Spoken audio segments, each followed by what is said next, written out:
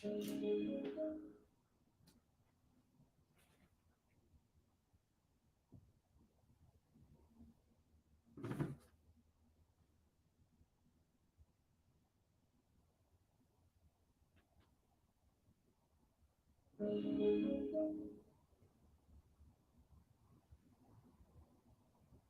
playoff squad until they went to A&M and got housed. Now they'll try to win the SEC against Georgia. SC took care of business against Notre Dame. Clemson had an ACC record 40-game winning streak snapped at home with a loss against South Carolina, who in 2 weeks have knocked 2 teams out of the playoffs. Let's go watch party. Thank you for being here at the Voice of College Football. It looks like we just made it in under the wire. Thanks for being here again. Playoff rankings prior to championship weekend look like this. North Carolina State's at 25. They were unranked last week. Mississippi State at 24. North Carolina 23. UCF at 22, and Notre Dame has slipped 6 spots. Okay, I already have a bit of an issue because, again, you can't look at these in a vacuum. However, Notre Dame did play a pretty good ball game at the LA Coliseum against a most likely playoff-bound team, so I don't know that Notre Dame needs to drop by 6 spots. Isn't that what the number 15 team in the country is supposed to do when they're playing the number 5 team in the country on the road? Okay, Texas at 20. Texas, on the other hand, barely beat Baylor. Anyway, South Carolina at 19. Of course, they were unranked, and they burst into the top 25. According to the playoff committee, I had them already in the top 25. Tulane, they're the big wild card in all this, aren't they, in a certain sense? Not that they're going to make a break for the playoffs, but Tulane, just in regards to kind of being an oddball team that at this point is going to play in the New Year's Six, but it's going to come down to a UCF-Tulane championship game with UCLA at 17, Oregon at 16. They plummet 7 spots. And while we're awaiting the top 15 in the nation, we will leave the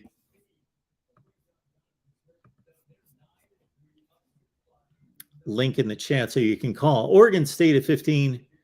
They rise 6 spots. LSU drops 9. Okay. LSU drops 9 to 14. Florida State at 13. Okay. There's some consistency there. Of course, Florida State beat LSU. Okay. They're honoring the Florida State win, unless they just are spitting out the resumes and believe Florida State's better in totality with their resume. Washington at 12, Utah at 11. Utah beat Colorado when they go up by 3. Again, if that's all we're looking at, that seems a bit odd, but it's not in a vacuum. So I can't hold the committee to some kind of standard I don't hold myself to. So I will not jump on the committee without looking at the entirety of the rankings here.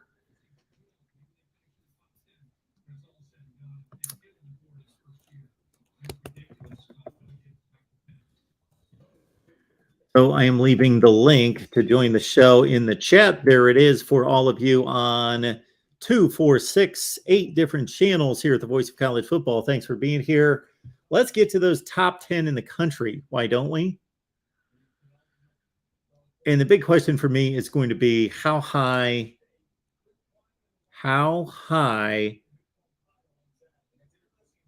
or how low will Ohio State drop versus how high are Tennessee and most likely Alabama more than anyone, because for as much as I hate to admit it, this is kind of cleaning itself up, is it not? If USC and TCU win this weekend, then, we're going to be here on Sunday with all of you, but we're going to be here with all of you, and we're going to know who's made the playoff. I hate that. Clemson at 9. They lost to South Carolina, only dropped 1 spot. But we're going to need some chaos amongst TCU and USC in particular. Those are the two that need to give us some chaos.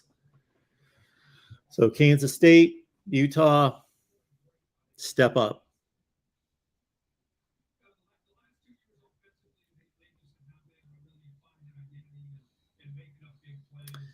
Christopher says Washington's better than Oregon, and Oregon is better than Utah. Okay.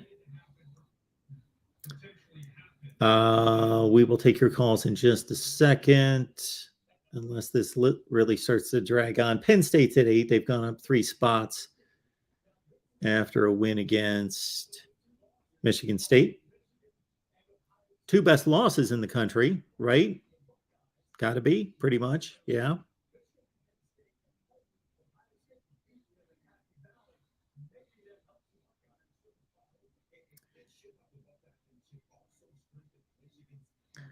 All right.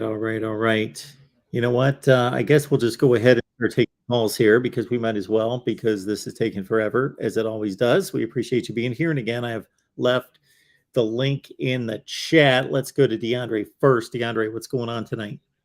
Hey, I just wanted to see Florida State hit an LSU. There it is. I've been pushing that one for a while. It just never made no sense to me.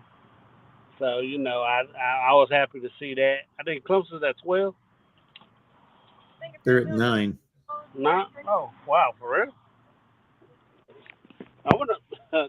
They only dropped 1 spot after that loss? That's it. It's wild. not about dropping. Again, DeAndre, it's not necessarily about just dropping and raising teams. It's about what everybody else did around them. Right. I got you. Yeah, but we're going to see how the Carolina game come on. Is recruiting on this Saturday? This Thursday? Is what this Thursday?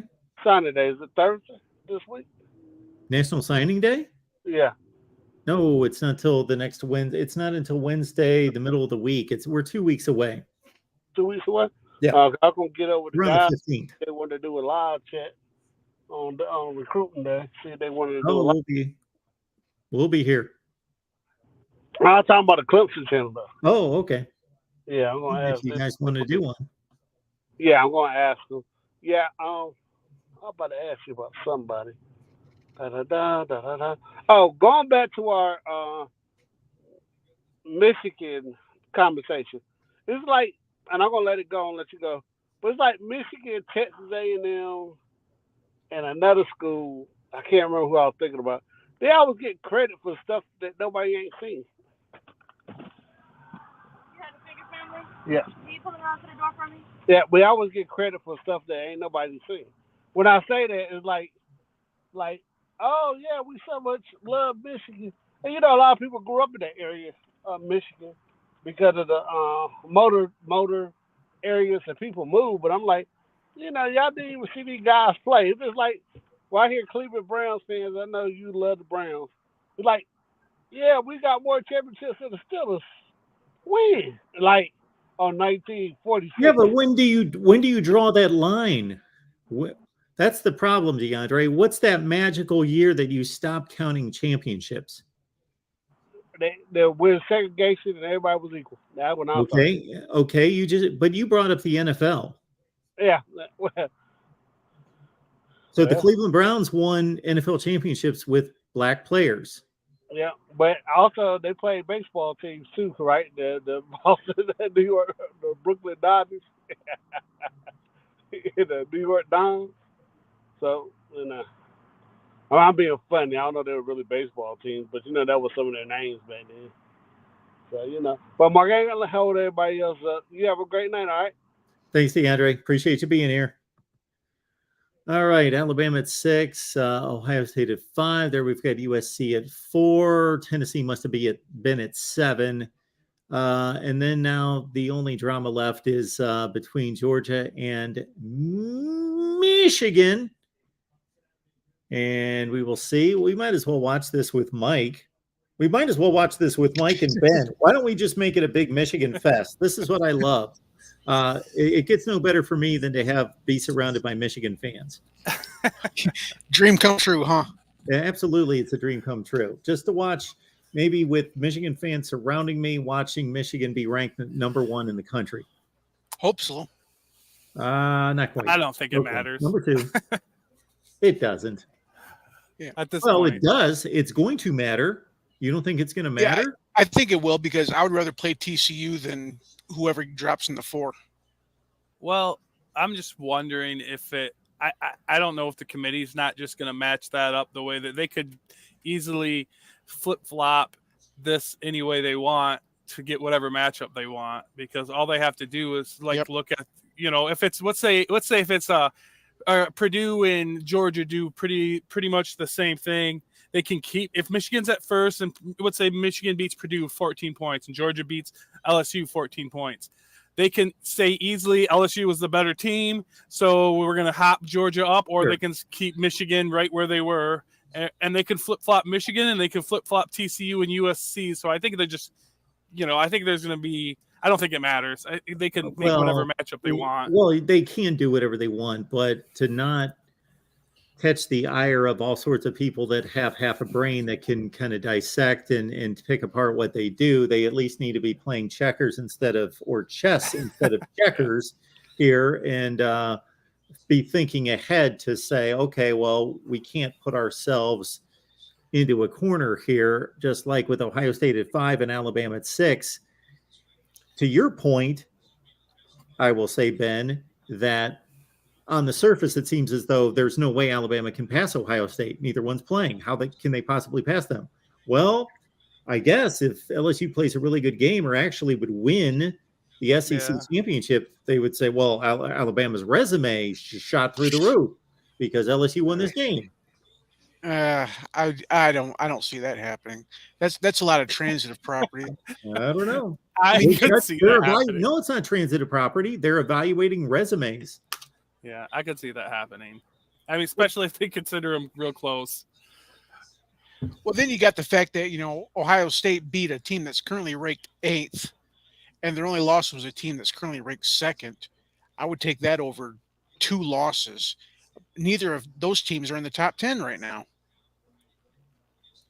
Tennessee's 11, and LSU's what, 15th? Tennessee's 11? No. Oh, wait. I'm sorry. Tennessee was like 7th. That's right. Yeah, they're 7. Yeah. Yeah, I don't know. I guess I was just fantasizing. Now, there's a couple things I noticed was kind of odd.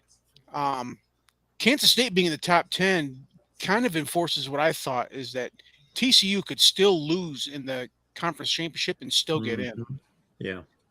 I think there are a lot of people thinking that TCU loses, they're out.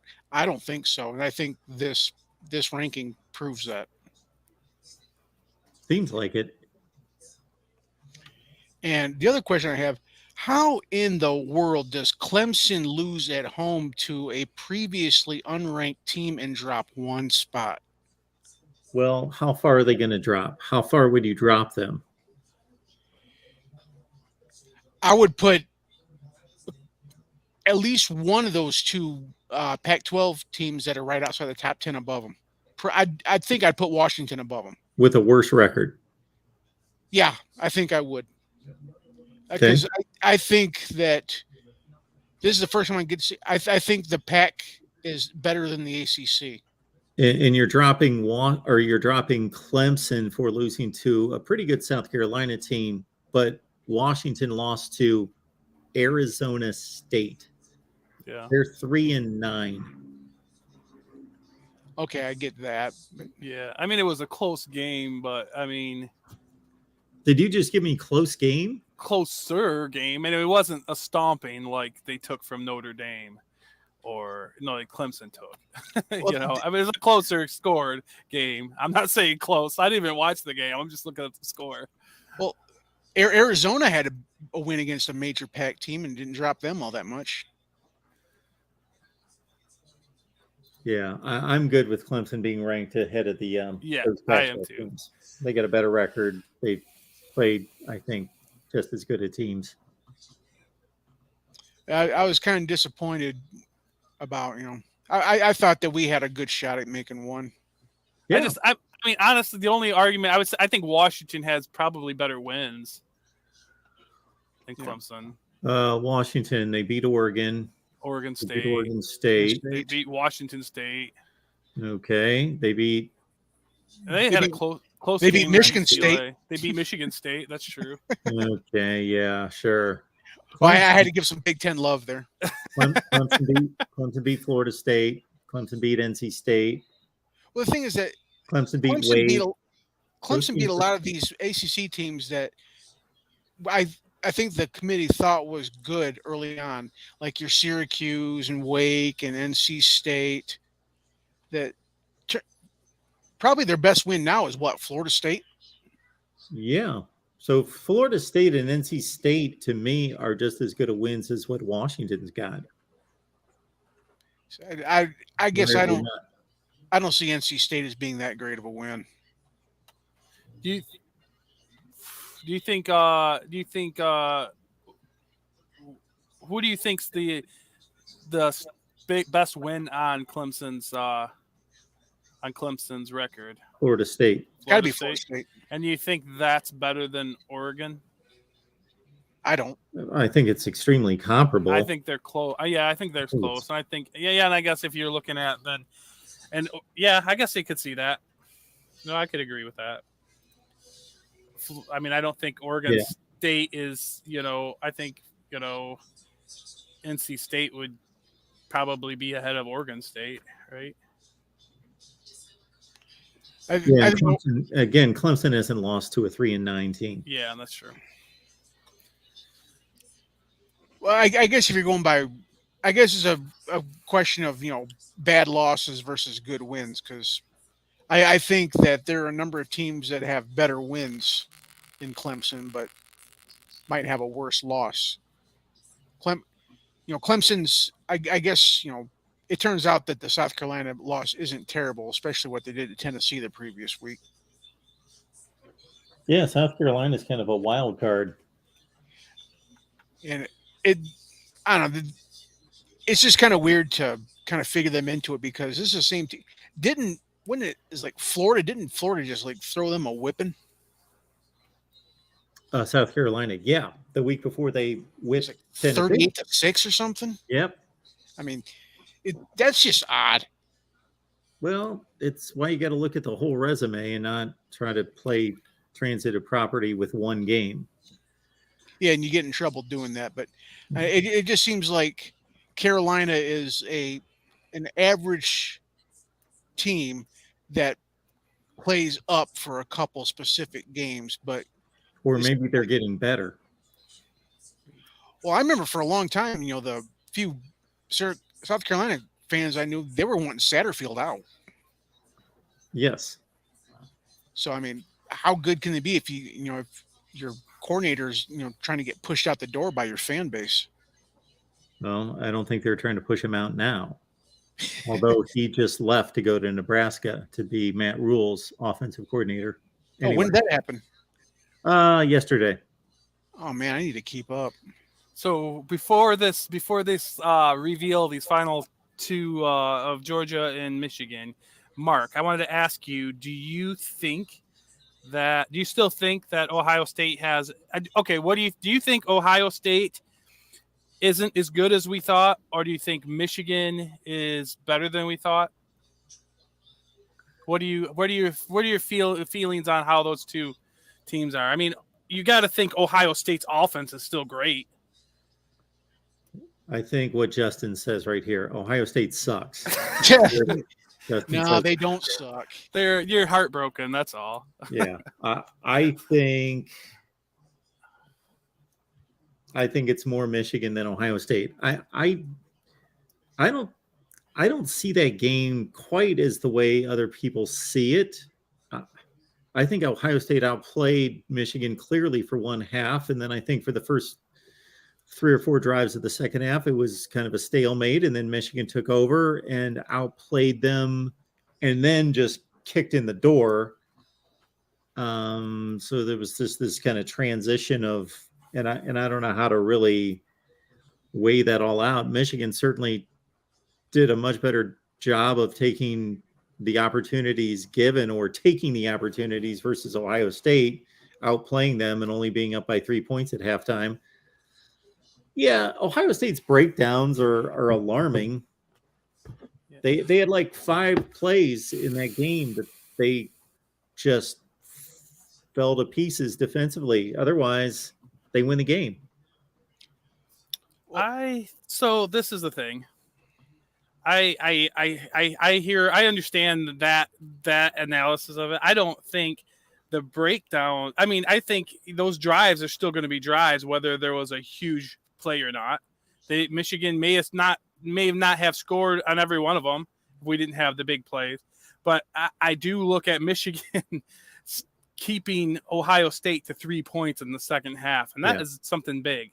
Oh yeah. You know, I don't think those instant scores it may change the pace of the game and kept Ohio State in it if we didn't score as quickly as we did.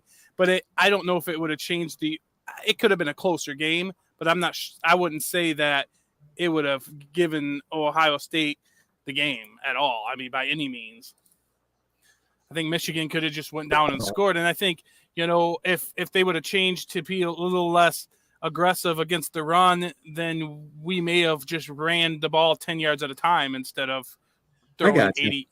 No quorum. Yeah, I completely agree. But I think like my biggest takeaway from that game is they stopped Ohio State. They only allowed Ohio State 3 points in the second half. I don't know anybody have done. Has anybody done that this year? Even Iowa? Well, the only reason Iowa got so many points in Iowa is because Iowa kept turning the ball over every couple minutes. I mean, if you give up 6 turnovers, they're going to score on you, even if they can't move the ball. Yeah. But the one thing that the telltale sign I had is for why until the Michigan game, Ohio State was number 1 in point differential. You can't be a bad team and be number 1 in the country in point differential. That means that, I mean, there are teams, if you have a great offense and a crap defense, your point differential is not going to be that good. If you have a great defense and a bad offense, your point differential is not going to be that great. But to lead the nation, it means that your offense has to be well above average and your defense has to be at least somewhat above average. And it wasn't like Ohio State played a crap schedule. They played Notre Dame. They played, a couple cupcakes like we all do. We had one more than they did this year. But for them, I mean, they were taking the other teams, ones that we were beating by, a couple touchdowns. Ohio State was just hammering them into the ground. They beat the hell out of Wisconsin. They beat the hell out. I mean, just Michigan State. I mean, they're just torching these teams that, and we beat them, 29-7 at home, a dominant win. But as far as, we did not, throw up all sorts of scores on them. Same with a lot of teams, we didn't beat Illinois by all that much either. So Ben, I totally get your point, and it's a fair one that if Donovan Edwards doesn't run for 75 yards and a touchdown, where the Ohio State perspective could be we had a breakdown, one play, Michigan still could have had a 10-play drive for 75 yards instead. Absolutely. But I will say that second half, all credit to Michigan's defense. Michigan's defense was phenomenal in the second half. There were some conditions there. One being that there were 2 drives where Ohio State moved the ball into Michigan territory and had a 4th and fairly short, manageable situation and inexplicably punted. So they kind of gave 2 drives away where I would have loved to have seen them go for it. They're supposed to be supremely confident in their quarterback and receiver play to convert a 4th and 3 and a 4th and 5. Now, one of those 2, they had a fake punt called, which I don't agree with. They should have just had their best players on the field convert 4th and 3. You don't need to run a fake punt. Is that the one? But is that fake punt the one they had the botch snap and then they took them back? Yeah, the snapper snapped it the wrong way. That was a 4th and 6. That was a 4th and 6, and then they botched it and took them to a 4th and 11, and then they just ended up punting. Yeah, okay. Yeah. Well, no, I'm hearing that even on the 4th and 11, they were going to run a fake. Oh, really? So anyway, or whatever the down and distance was. So there's 2 drives. There's a 3rd drive where they get it down to the 6-yard line, and then C.J. Stroud tries to throw a Brett Favre, shovel pass that ricochets off. That was the ball game right there, because I think it was. They weren't. No, they were. Michigan was, I think, 3 scores ahead at that point when he threw that interception. No, they weren't 3 scores ahead because they scored. They were at least 11. It was at least 11 points. Yeah, well, 11 points is not 3 scores. Yeah, it may have been 3 scores, but I was thinking it was 3 scores and not the 11. I think they were. I think it was 11 points. I It think may they have were been up 18 11. later or something, 17 or So, 18 later. so they were at the 5 or 6 yard line, ready to make it a 1-score game, and that's when I knew the game was over. Well, and obviously the next play, the game was over because I think it was the next play that Edwards went 75 yards or 85 yards for a touchdown. I actually thought that they were down. I thought they were down more when he threw that interception. I thought it was like 18 points or something. Are you sure that they were 11? I think it was 11. Because you think it was 11? I It think was I either think it it was was. 31-20 or it was 38-23 because the last Edwards touchdown made it the final score. What it Either was. way, it's 2 scores. I thought the game was almost out of reach when he threw that.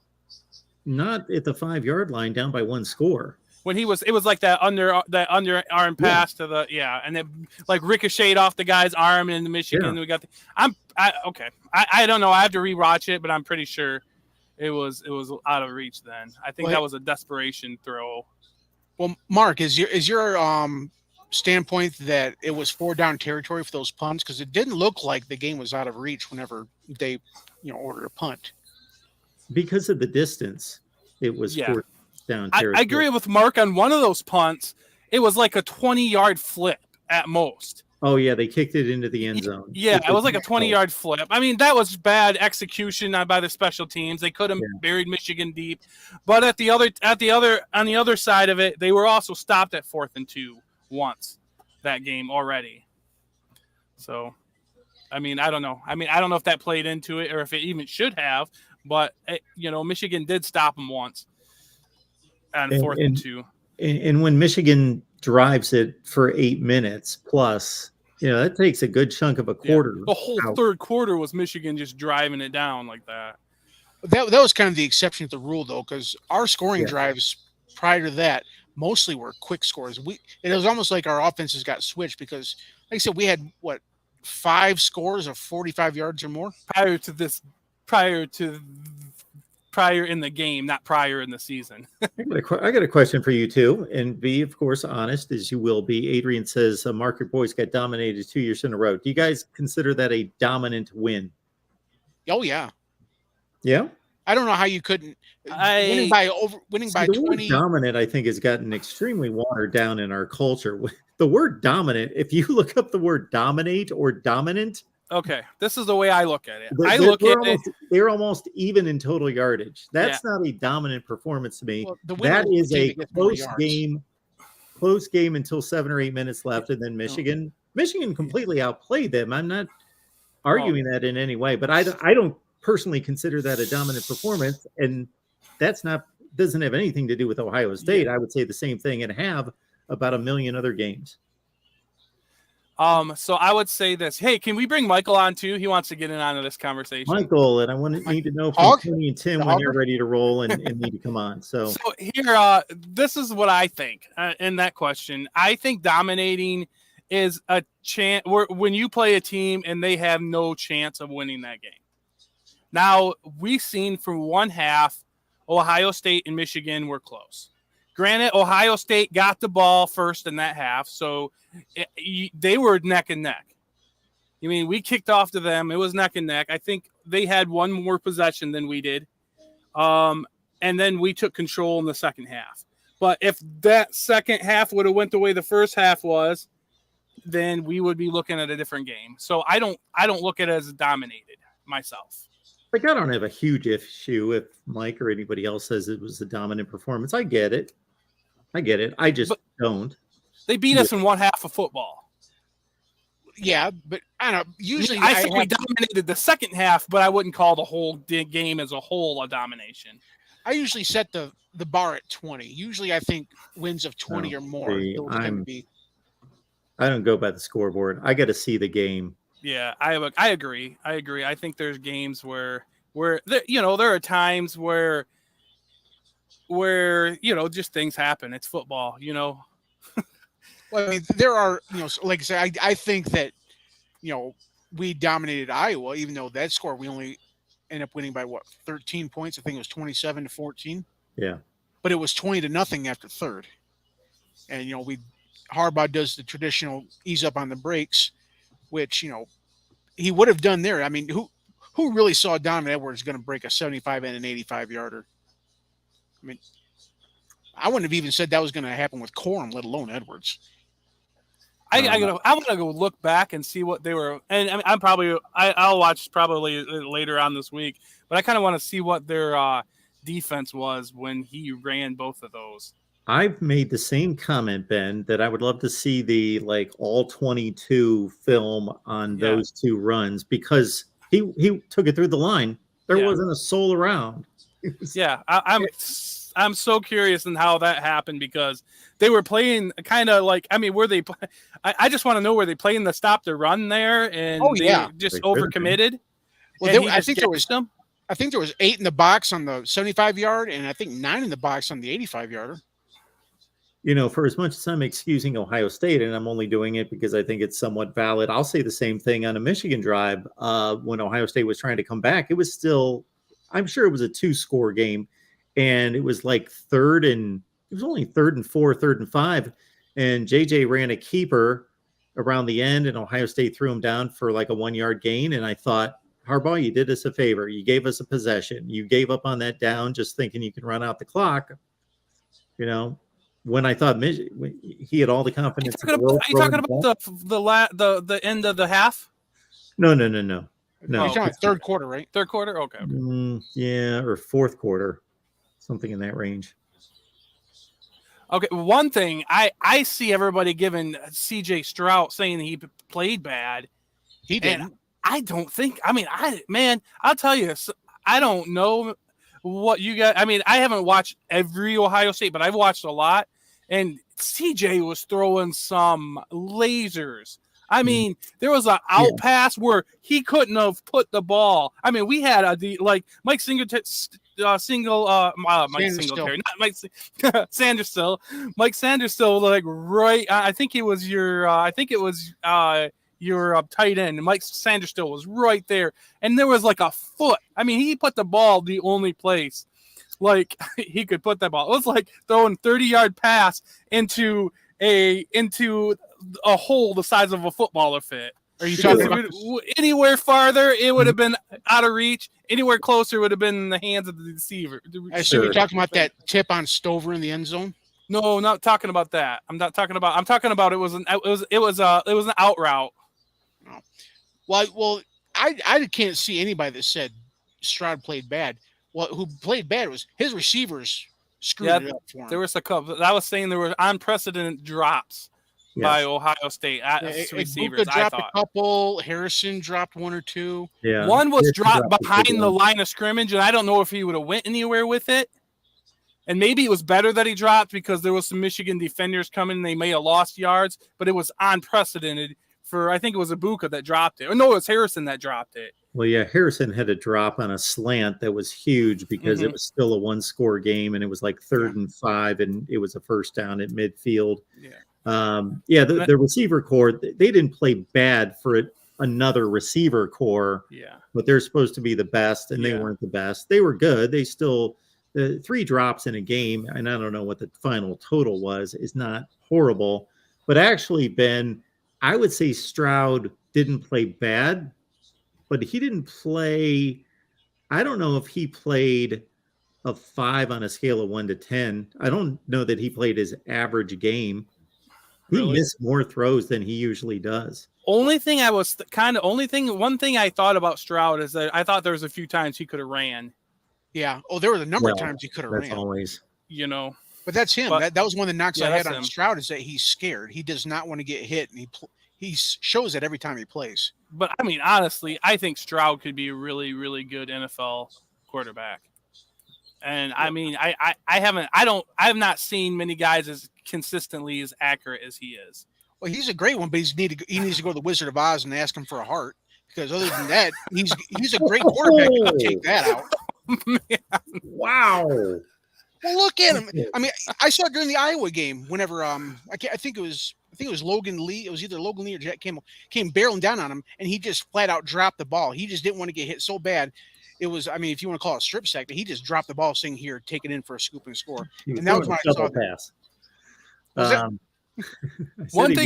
was throwing a shovel pass. One thing I was happy to see that game, though, was one thing I thought it was awesome that one of the JJ's runs, he puts his head down, and like bowls through The touchdown run? No, it wasn't a touchdown, bro. He puts his head down, and it was a first down. Yeah. And then he bowls to get the first down. He puts his head down and bowls through 2 Ohio State defensive backs. And then he kept going. He kind of ran out of bounds. Oh, yeah. He was even expecting this to still be up. And he went out of bounds, and he was still up on his feet after going through those 2 guys. I was like, oh, my goodness.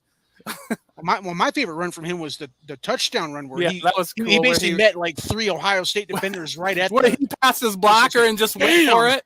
Yeah, that was good. I mean, that's just pure desire right there. You can't coach that.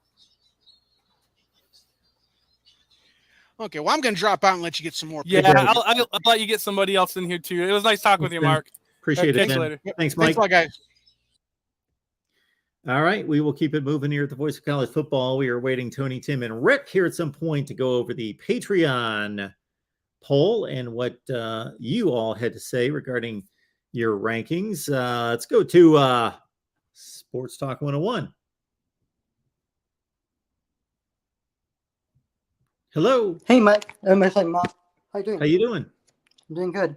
In terms of the rankings, I think Penn State being ranked number 8 does help Ohio State in a bit, putting them in 5th spot if they were to move up into the into 4th spot.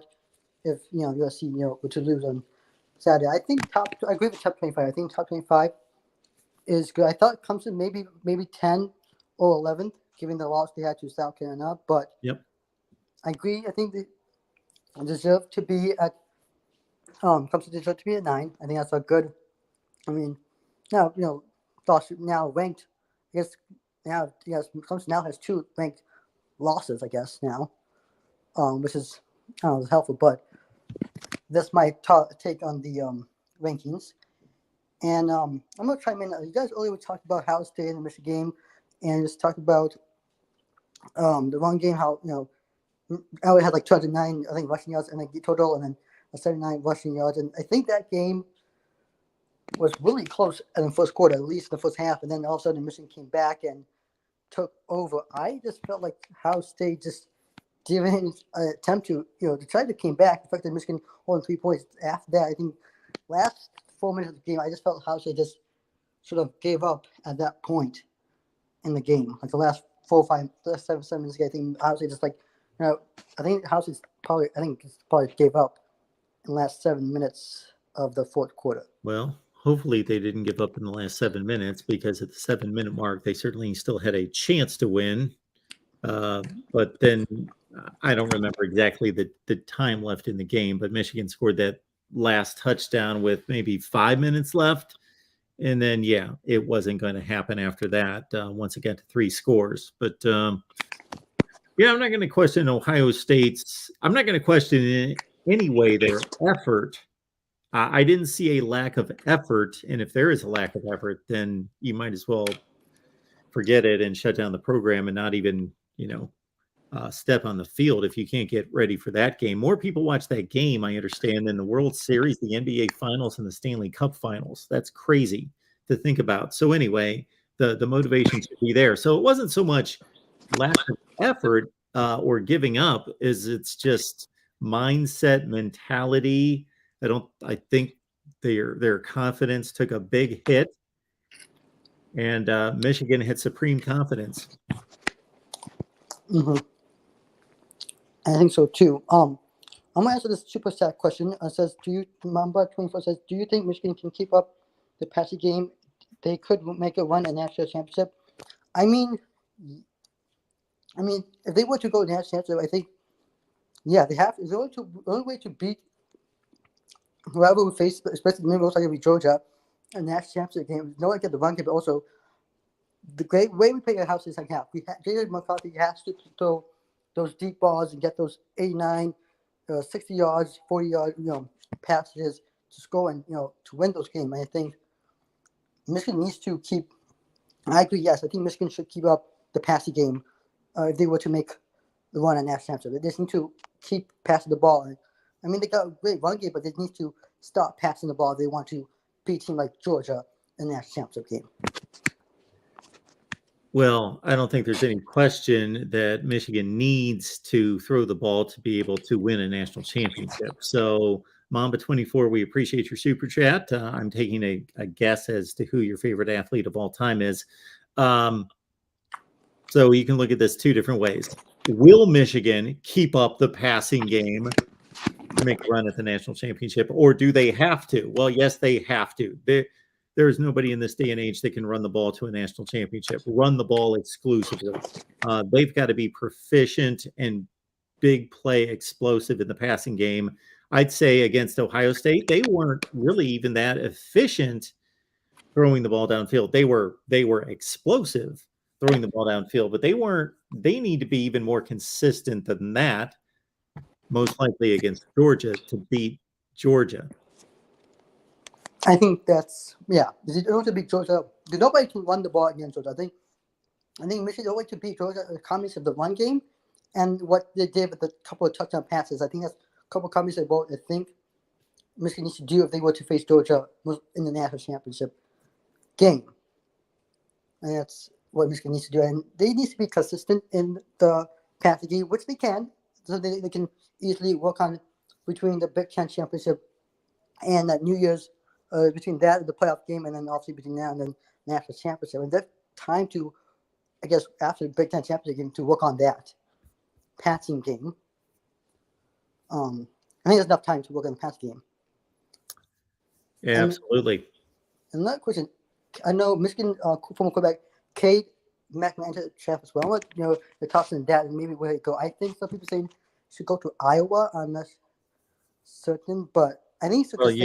Iowa seems to be a popular destination because of their obvious issues. And they had one of their quarterbacks, Spencer Petras, is bye-bye. And Alex Padilla announced in the last couple of days he's gone. And not that Cade McNamara couldn't beat either one of them out for the job with his arm tied behind his back. So Cade McNamara would be a huge upgrade at Iowa. He's a plug-and-play guy, a veteran, a leader. Limited to a certain extent from a dynamic standpoint, but a strong enough arm and a mobile quarterback. Again, not dynamic in anything that he does, but just makes the right decisions. He's leader. He's tough. Yeah, that would be a significant upgrade to Iowa football. All right, Sports Talk. Appreciate you being here. I think Pammy. Have a good night. Thanks. All right, Exploring with Ben and Sam. Thanks for being here. We appreciate you exploring with Ben. Ben does the post game on the Oregon channel, and of course joins us on the Sunday night show, College Football After Dark, as do Tony, Tim, Rick. They host our USC post game at the Voice of College Football and do a remarkable job. Don't pay too much attention to all the graphics and the fancy artwork by Tony, because then you'll be sorely disappointed when you watch the rest of my shows here.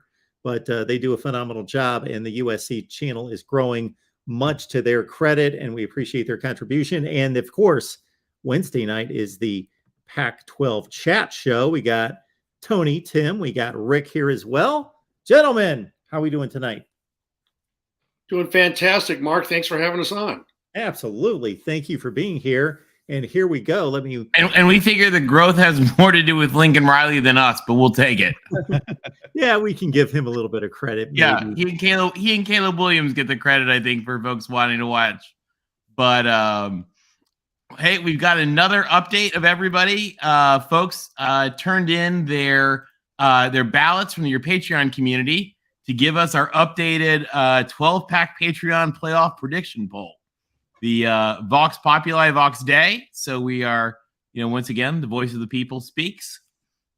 And it's a lot of similarities, but also some differences this week from the playoff committee, particularly as we get back towards the end of the 12.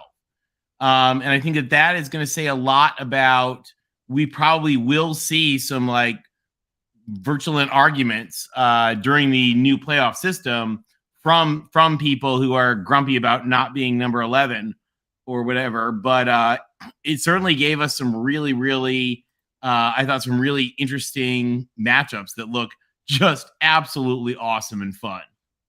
So I got, once again, for everybody who doesn't know, Mark's Patreon community, everyone who's in it is welcome to vote.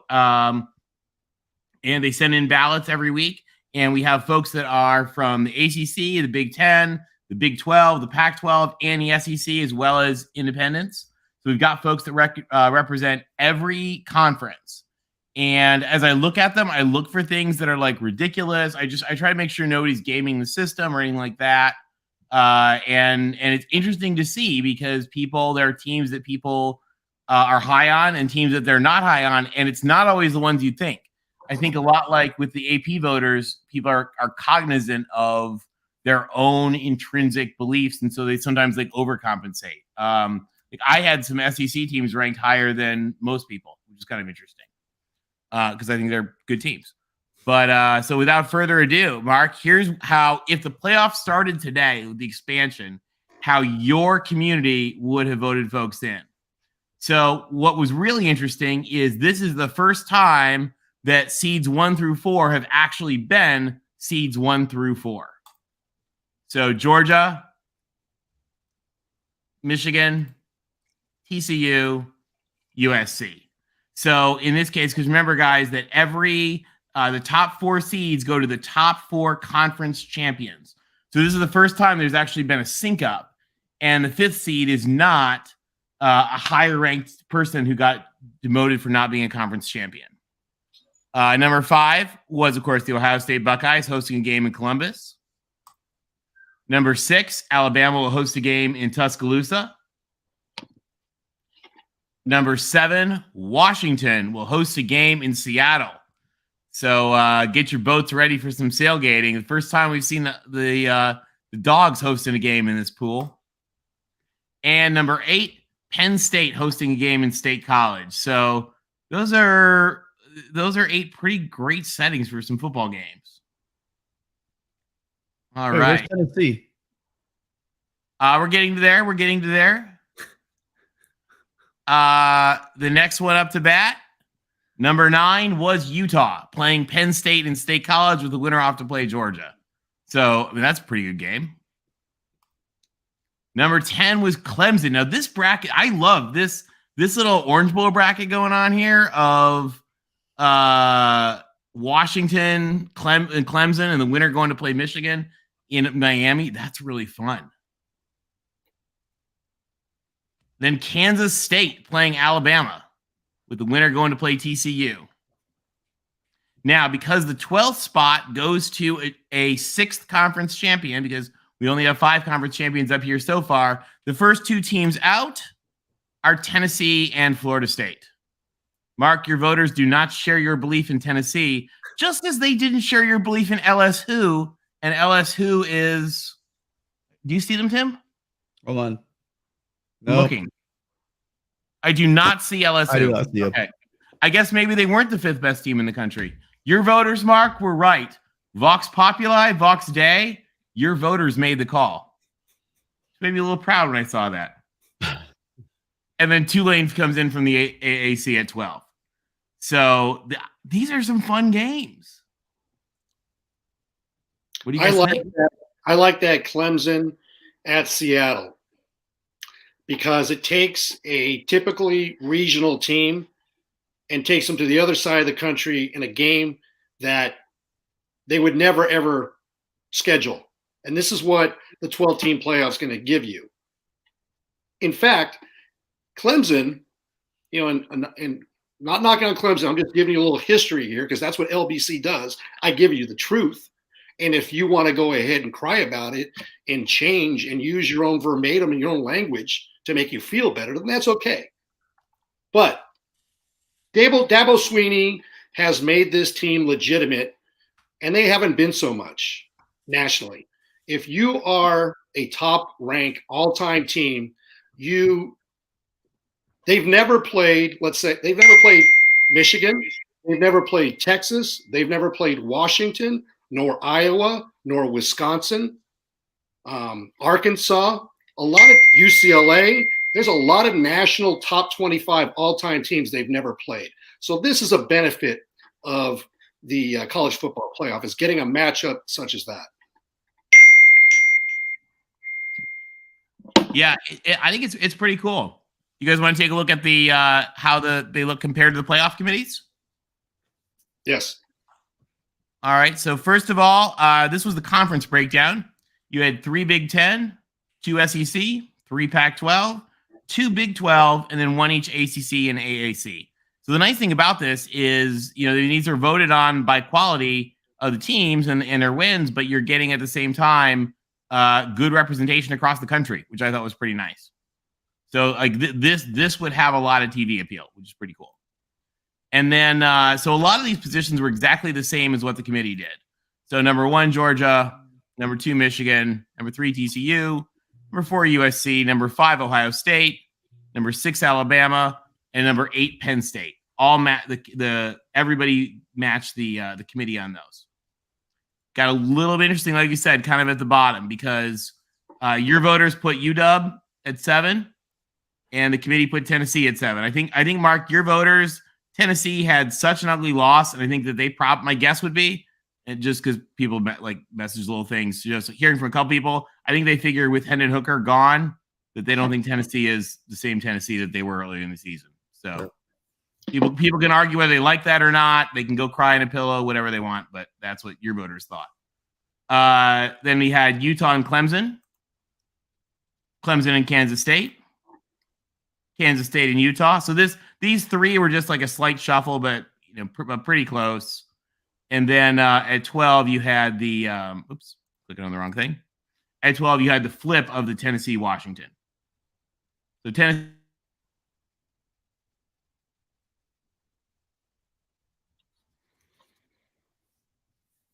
wasn't the top 12. I'm sorry, go ahead. You just froze up there for a second, so I thought sorry. I may need to take over there. So Tennessee at number 12, but of course, do not make the playoff because of the format. I actually had Tennessee at number 6 in my rankings. Wow. Because of their wins. I think I had them at like 9. And that's where, not only do you hear the opinions on your show, Mark, the voice of college football, and thank you for your voice and your platform, but we hear it from the playoff committee. There always has been a difference between quality wins and who's had the best losses, quote unquote. And this has been an age-on argument that's been going on since the BCS era. And everybody gets their narrative now on social media, whether it be Twitter or other platforms, to align their allies to support their viewpoint.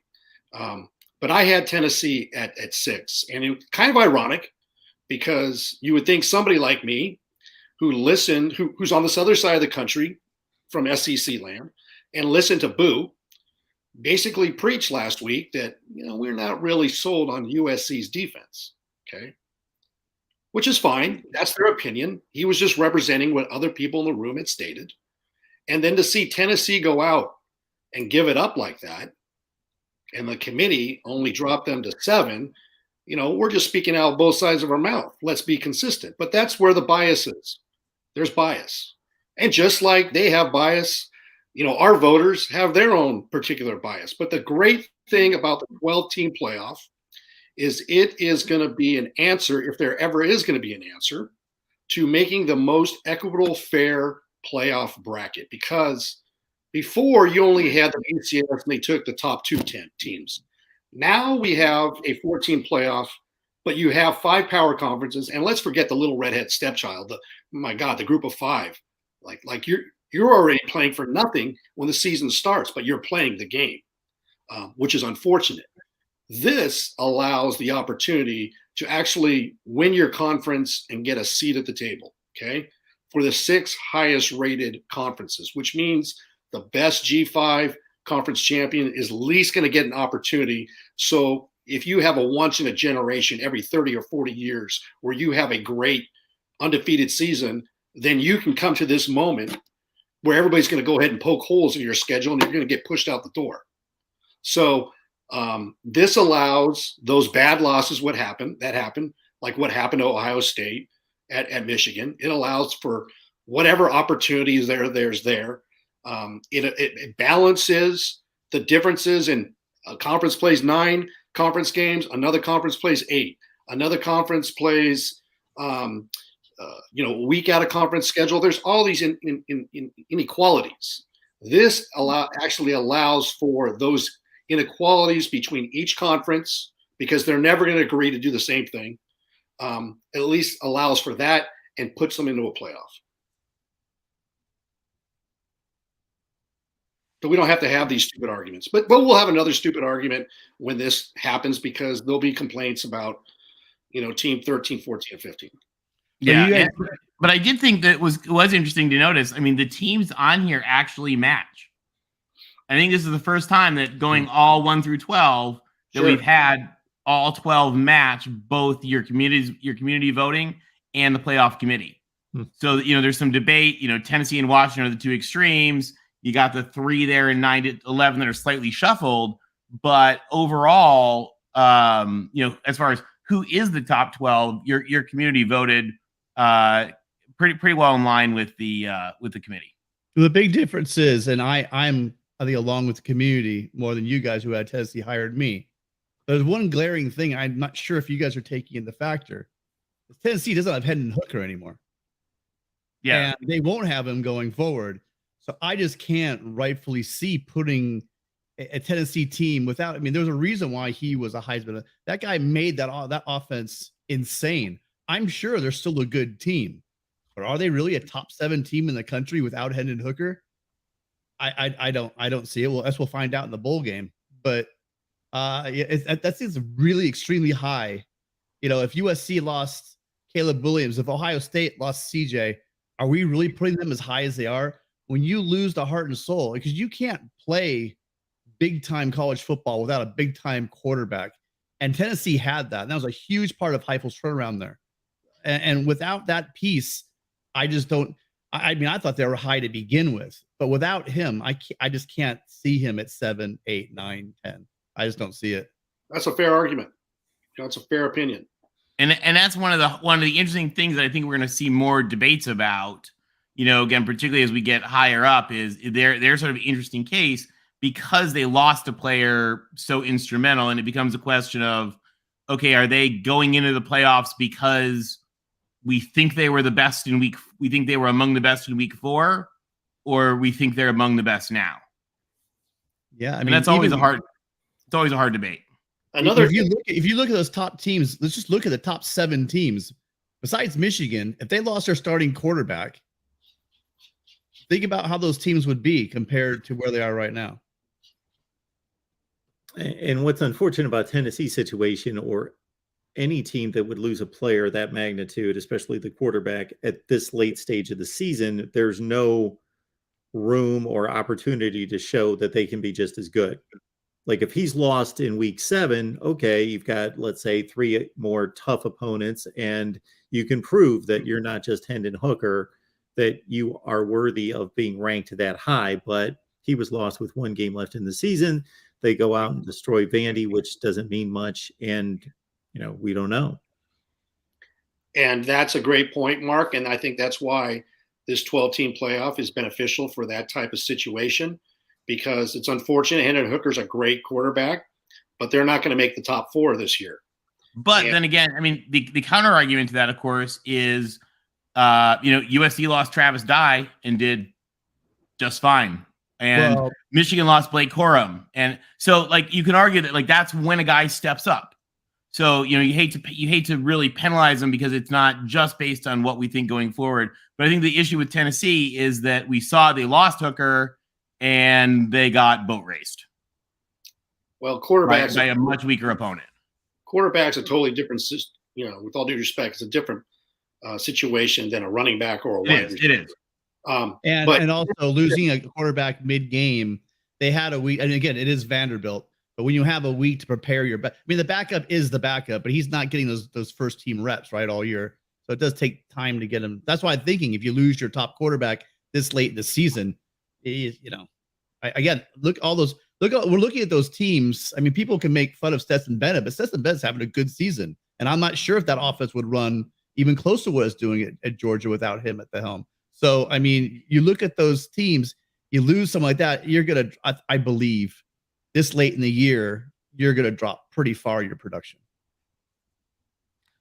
I think we are going to see more arguing, the 10, 11, 12, 13, as we do get to the new playoffs, the 10, 11, 12, 13, 14, 15 are going to argue about who's worthy of being in the playoff. And that'll get really annoying. But I think that the good thing is that 1, 2, 3, 4, 5, 6, 7 are not really in debate as to whether they get to go to the playoffs. And that is just, I think, an infinitely better system than we have now. We can show you again, look at the matchups again. I just can't get over, like, these are just, I want to watch every one of these games.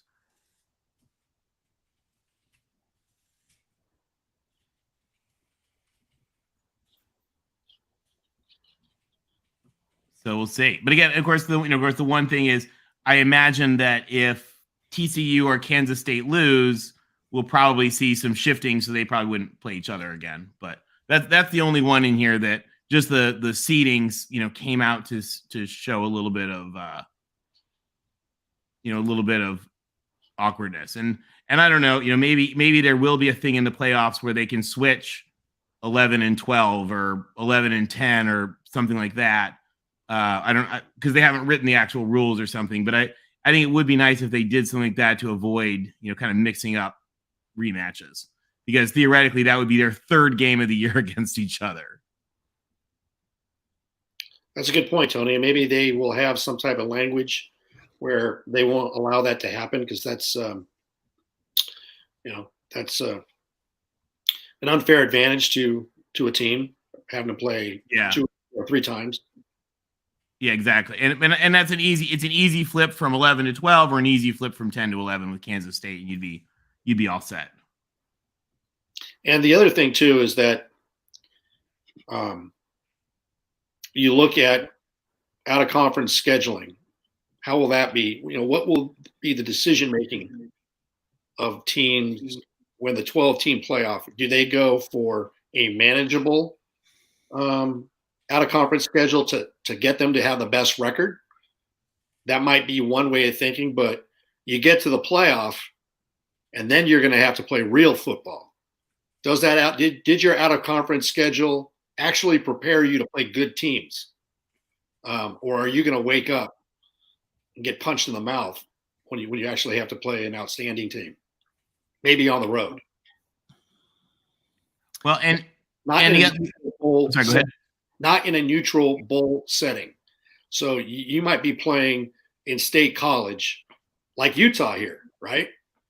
So that would be an interesting dynamic, because Penn State is dynamic at home. They're going to have – can you imagine having the whiteout and having Utah having to travel to state college? We saw what they did when they went to the Swamp. We saw what they did when they went to Autzen. We saw what they did when they went to the Rose Bowl. They're a different team. Their fans like to talk smack on Twitter. They feel disrespected, talking all this crap on USC. Get real, Utah. You're not in the WAC or Mountain West anymore. Step it on up. This is big boy football. That's what I love. It's okay. Well, it's okay to be champs of Utah, but go win some big games outside of your little state. I'll tell you guys another thing I thought was here that is creeping on up was we started to see Florida State creep on up. Yeah. Mark, could you they're only one out. Mark, can you tell that there's a rematch 3 nights away in Las Vegas? Can you tell I'm getting a little jack, Mark? Oh, I can sense it. It's there. Oh, I know it. We love it. Rick, I'm jealous you're going to be there. Not that swag, that vibe's not always there with you, but yeah, it's been ratcheted up a little bit. I wanted Oregon. And I said that on the Voice of College Football Pac-12 live chat show last week, that I wanted Oregon. But they overlooked the little brother. There was I think there's a few fans in the chat that wanted to slap USC. I say, hey, you got to take care of little brother. Yep. You get the opportunity to slap us. And they went into the abyss of Corvallis. And I had predicted on the show Oregon State would win by 3. What happened? I don't know how it happened, but it happened. So Oregon, you had your chance. It didn't happen. And now we get Utah. And that's just as good. Mark, are there any of these that you think would be just an absolute like boat racing? Well, Ohio State Tulane has that look about it, obviously, for obvious reasons there. Alabama, Kansas State, I tend to think could be a little ugly, but maybe not. Maybe not. I'm not saying that for sure, but it's got the potential. I think Washington's a bad matchup for Clemson. I really like what Washington would do in that Clemson matchup with the way they're struggling on offense, and Michael Penix spinning the ball, I think would be a good matchup for Washington to take care of Clemson right there. And I think the best game of the first round is Penn State and Utah. Yeah, I don't think that Clemson good secondary one. would want to see Penix throwing the ball. That's probably for sure. Penix is having one heck of a year. That guy is amazing. I will say, to your earlier point in particular, Tony, talking about, and Rick, you guys were kicking around out of conference scheduling and the different strategies by various teams. And that's going to be up to the selection committee to prove that they're going to honor and recognize and reward those teams that go out and play legitimate non-conference opponents, because I ran this for at least the playoff era, 2014. I think I even took it back before that. And, obviously there was no college football playoff committee, but just took the AP poll and slotted the teams with the group of 5 champion and the whole deal, and formatted it. And you've got almost every year, you've got a pack of teams that are pretty much clogged up at 9-3, that like 2 are going to make it, 2 or 3 are going to make it, and like 4 aren't. And they're all coming from major conferences. And they're going to flip out. In the whole deal. And it's going to be, okay, are we going to reward strong out of conference scheduling then? Because otherwise, yeah, to Rick's point, if you're just going to let the team with the best record in that scheduled 3 flyweights in the non-conference, well, then what's the point of scheduling a difficult non-conference game? And traveling. Yeah. Well, so one of the things that's kind of bothered me, there's been lots of talk among Utah fans on Twitter this week about why didn't we just play BYU instead of Florida, because we would have spanked them. Yeah. And I don't like that debate, because I like that they played Florida. And I think that they should say, hey, you know what we should have done? We should have not thrown an interception at the end when we were trying to win the game, rather than like we should have played a weaker team. Because I don't like that. Michigan, I think I gave Michigan my number 1 vote this week because they're so good. But like I don't mind the people raising heck because they say Michigan's out of conference schedule was brutal. Now that's independent from the fact that Michigan is an amazing team this year, and they probably would have waxed UCLA like 42-14 if they'd played them in week 2. Before UCLA really got their act together. I mean, so we're not questioning Michigan because they're awesome. And again, I gave them my number 1, but there should be, I think, something that lets you lets you actually quantify the fact that like there needs to be like a cost of trying to scam the system by playing, every convent and nunnery in November. Well, that's the one really big advantage. That's another big bonus to proponents who want automatic qualifiers for the conference champion, where you have a path to victory, because then you do go and schedule, let's say Alabama before you do go schedule LSU, Ohio State. Well, actually USC already does all that shit, but other people that don't do that kind of stuff, it gives them a reason that you can go ahead and take that risk, because then all you have to do is win your conference and you're going to be in the playoffs. The problem is a lot of people are hiding behind easy non-cons because they are using the system. And that's why we see these horrible matchups all year long during the regular season. Whereas if we had a way for a team to know, hey, listen, if I just win my conference I'm in, they're going to take those risks that a lot of teams don't take. Well, it's human nature to avoid change, or to drag your feet and make change, or complain about change and do nothing. but there has to be specific rules. And I'll give you an example. If you're a group of 5 team, let's say you're Fresno State. In the past, they have the mentality where they'll want to play anybody anywhere. Okay. And they played USC this year. They played Oregon State this year. And they're 8-4. And so they went out and played Power 5 teams because they want to get better, and they're in the Mountain West championship game. So kudos to them. But if you're like a Power 5 school, you should not be playing an FCS school in this 12 era. And you know what? There'll be the excuses. Well, we're going to help out the little guy. Blah, blah. There should be some type of rule that you cannot play more than, one every 4 years or whatever.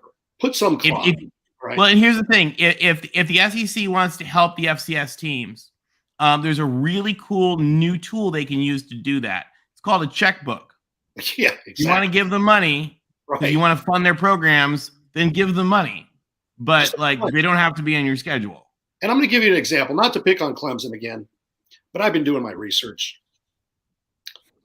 And I don't know what the reason is, but Clemson has played 135 games in their complete lifetime against FCS powers Furman, Presbyterian, and the Citadel. They've won 108 out of 135 games. Surprised they lost so many. That's an 80% win clip. If you go ahead and you check the numbers, okay, they have 778 all-time wins before this year. That's 13.9%. Round it to 14%. So 14%, Clemson, of your all-time wins is against just 3 FCS schools. That's ridiculous. Wow. I'm sorry. Schools like SC, yes, I'm going to be arrogant. We've never, ever played an FCS school. None of our wins are against an FCS school. So you can make any excuses you want to. Hey, we got to play South Carolina. We got to play this team, and it's tough, and yada, yada, yada. No. There's got to be, and there has to be specific rules, because if you're going to play big boy football and you're going to go ahead and schedule these patsies so you can get into the playoff, it shouldn't happen. You've got to make some changes. Well, that's historically. I would say that Clemson's done a pretty good job in the last 10 plus years, because for one thing, the Notre Dame contract with the ACC has forced ACC teams to play. When Notre Dame's playing 5 and 6 games against the ACC, obviously they make their way around the league pretty quickly within a couple of years. So Clemson played them in 15, 18, 20, 22. Forget if they played them last year. They must not have played them last year. Anyway, so with that Notre Dame situation agreement there with the ACC, that's forced them to chew up one difficult non-conference game there. Then they always play South Carolina, and South Carolina sometimes can be really good, like they were under Steve Spurrier for a long time, or they can be lousy. That's a wild card. Well, and I give them credit for that. Same thing with Georgia and Georgia Tech. But also same thing with USC Notre Dame.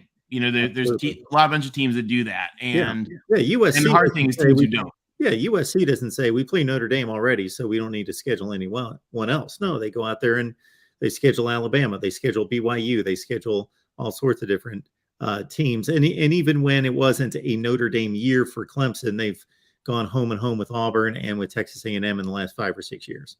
Well, next couple of years, USC has Ole Miss and LSU in addition to Notre Dame every year. And the risk we take by playing that schedule is we get some committee that nitpicks our defense, about questions about our defense, but doesn't talk about our offense. Well, I would say the one exception I would give, and tell me, I don't know what you guys think about this in the chat, is for a lot of historical reasons and also kind of just the significance of it, the one FCS games I don't mind are when we play HBCUs.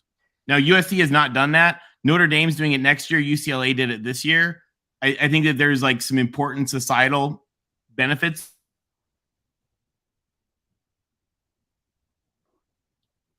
And some great fans. Of including those. Exactly. But Furman, that does need to happen. Austin P. So What state is Austin P? Sorry, And does Gumby. anyone know on the panel? Where's They are Austin the P? governors from Tennessee. The governors from Tennessee. I've been doing my Austin P research. LBC knows. Proud of you. That's good. So, but look, I think it's a good thing. And like I said, I was really impressed by the fact that the voters were pretty clear and aligned with the committee fairly well. So good job, Voice College football community. You guys, I guess, think like the committee. Yeah, it's pretty lined up. Nice. And you guys should join the Patreon if you're not already in there, and you can vote yourself. If you don't like the votes, you can vote yourself. You don't have to complain. You can actually change it. It's expensive, guys. It's a full $5 a month. You want to break that down. It's probably what some of you guys a Big Mac meal, whatever they're called. I mean, so it's not very much money. I've never met anybody that's joined that's left, to my knowledge. We have a great time, and everybody's welcome. I know we get a lot of crap because we're 3 USC guys, but the people voting on this come from all conferences. The conversations we have, it's great because we actually have Trojans, and our best friends are Ducks and an Irish and Alabama, and it's just really a great community. If you love college football, if you like talking some smack, but also at the end of the day, just being around people that love and know college football, it's a great place to be on Saturday and pretty much 24/7 throughout the week. Very cool. I just left the link in the chat. Thanks, Mark. Well, thank you, Mark. This already take up so much time, guys. But thank you to a lot of you guys in the chat are voters, and we appreciate you guys joining every week. Tony, Tim, Rick, thank you so much. This is amazing. I look forward to seeing the breakdown each and every week, and it continues to get us toward conference championship games, and we'll see how it all winds up in regards to the one that really counts, both from the committee and then how the voters line up on Patreon this coming next Tuesday. It'll be fun. Right on, beat the Utes. See you guys. Thanks, you guys. Appreciate you being here. All right, let me take this super chat that just came in from Ben. Ben, appreciate you being here as always. I paid as much for this super chat and then for a month of Mark's Patreon. Well put and well outlined there, Ben, for everyone as a example right there. Ben, thank you so much for doing that. We will go to Michael. Michael's on the line. We appreciate you being here, Michael. Hey, Mark, how you doing? I'm doing well. What's going on? Not much. I kind of hoping we could have got in. I could have got in there with both Mike and Ben earlier, but I understand they had to do this streaming stuff. So, but I wonder why Dorial's wanted to join the call with me. Oh, or is he wanted to join or is he wanted to join it with Tony and them? Well, we can do this. We'll bring DeReal in, and if he has something else to talk about, then we will discuss with DeReal later. But as it stands right now, Michael, it's your floor, and we'll see if DeReal has any response. What's up, Dorial? How you doing, man? I'm doing good. How about you, Michael? Hanging in there for a Tuesday, just waiting till Saturday. But what's up? Well, I actually wanted to tie what I wanted to into Purdue, Michigan, so it kind of all just blends in nicely. Mm-hmm. Listen, I understand some people. Listen, Tennessee, Mark. We just gotta talk about Tennessee. Okay, I know you guys didn't mention them up, which is fascinating. Tennessee not being in the playoffs, Mark. I understand that Hendon Hooker's injured. But if one injury can cause you not to be in a 12-team playoff, when in my opinion you are clearly one of the 10 best teams, then we shouldn't be playing the games at this point. If Michigan has J.J. McCarthy go down on the first play against Purdue and Purdue wins, then Michigan should be eliminated from the 12-team playoff. Well, why? Good point. Because there isn't any evidence we have that the backup quarterback for Michigan can do well. Okay, what about Ohio State when they won the national championship? They beat Oregon in 2015. I think they should be in there, but there's people that have Tennessee out. I would have Tennessee at 7 or 8. But even if you have them that high, they're still not going to make the playoff, though. No, I'm talking about in the 12-team playoff. Oh. That they just put out on the Patreon playoff poll. They have them as the first team out as the bubble team. Because people really know that Joe Milton's not that good of a quarterback. Well, do we know Michigan's backup quarterback situation? I don't. Do you, Mark? Has he played tons of games? Not that Cade McNamara has been hurt, so no. So if Michigan's quarterback goes down against Purdue, and I hope he doesn't. I really hope. I don't want injuries to be a factor in football, but unfortunately they are. But if Michigan's quarterback goes down and Purdue beats them, then Michigan should be out of the playoff. Okay, now let me ask you this. Say, like, McCarthy doesn't go down, Purdue beats him. Are they still going to be in the playoff? Or are you just saying because if he getting injured? I'm just saying by the logic that was used for the Tennessee, it should apply to a team like Michigan. That's all I'm saying. Mark, what do you think?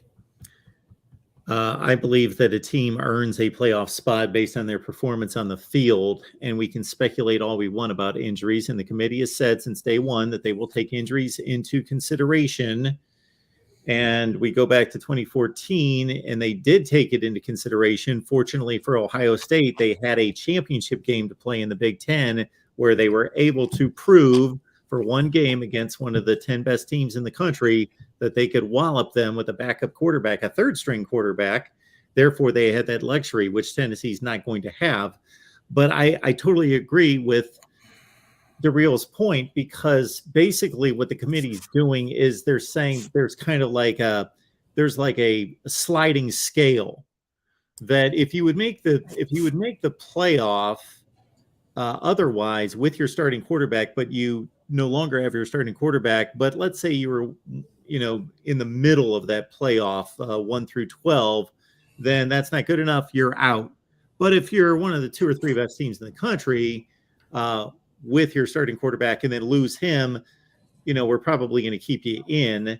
I don't agree with that sliding scale. Okay. Let me ask you this, Real. Say it's submitted or Max Duggan goes out. Are you going to say the same thing about TCU and Georgia?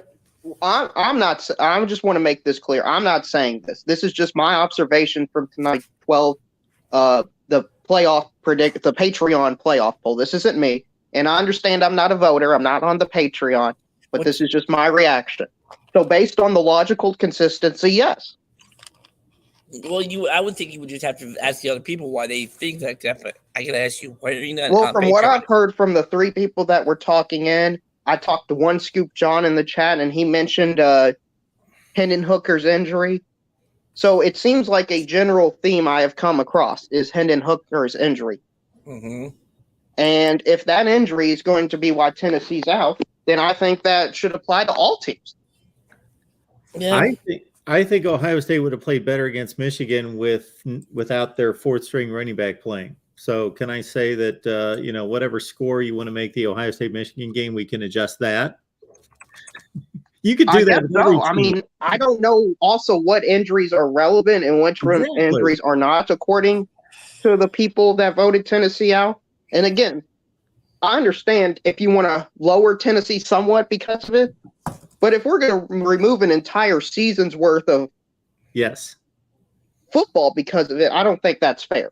I want to eliminate as much judgment as possible and go with the performance on the field. Okay. I'm with you there. I agree.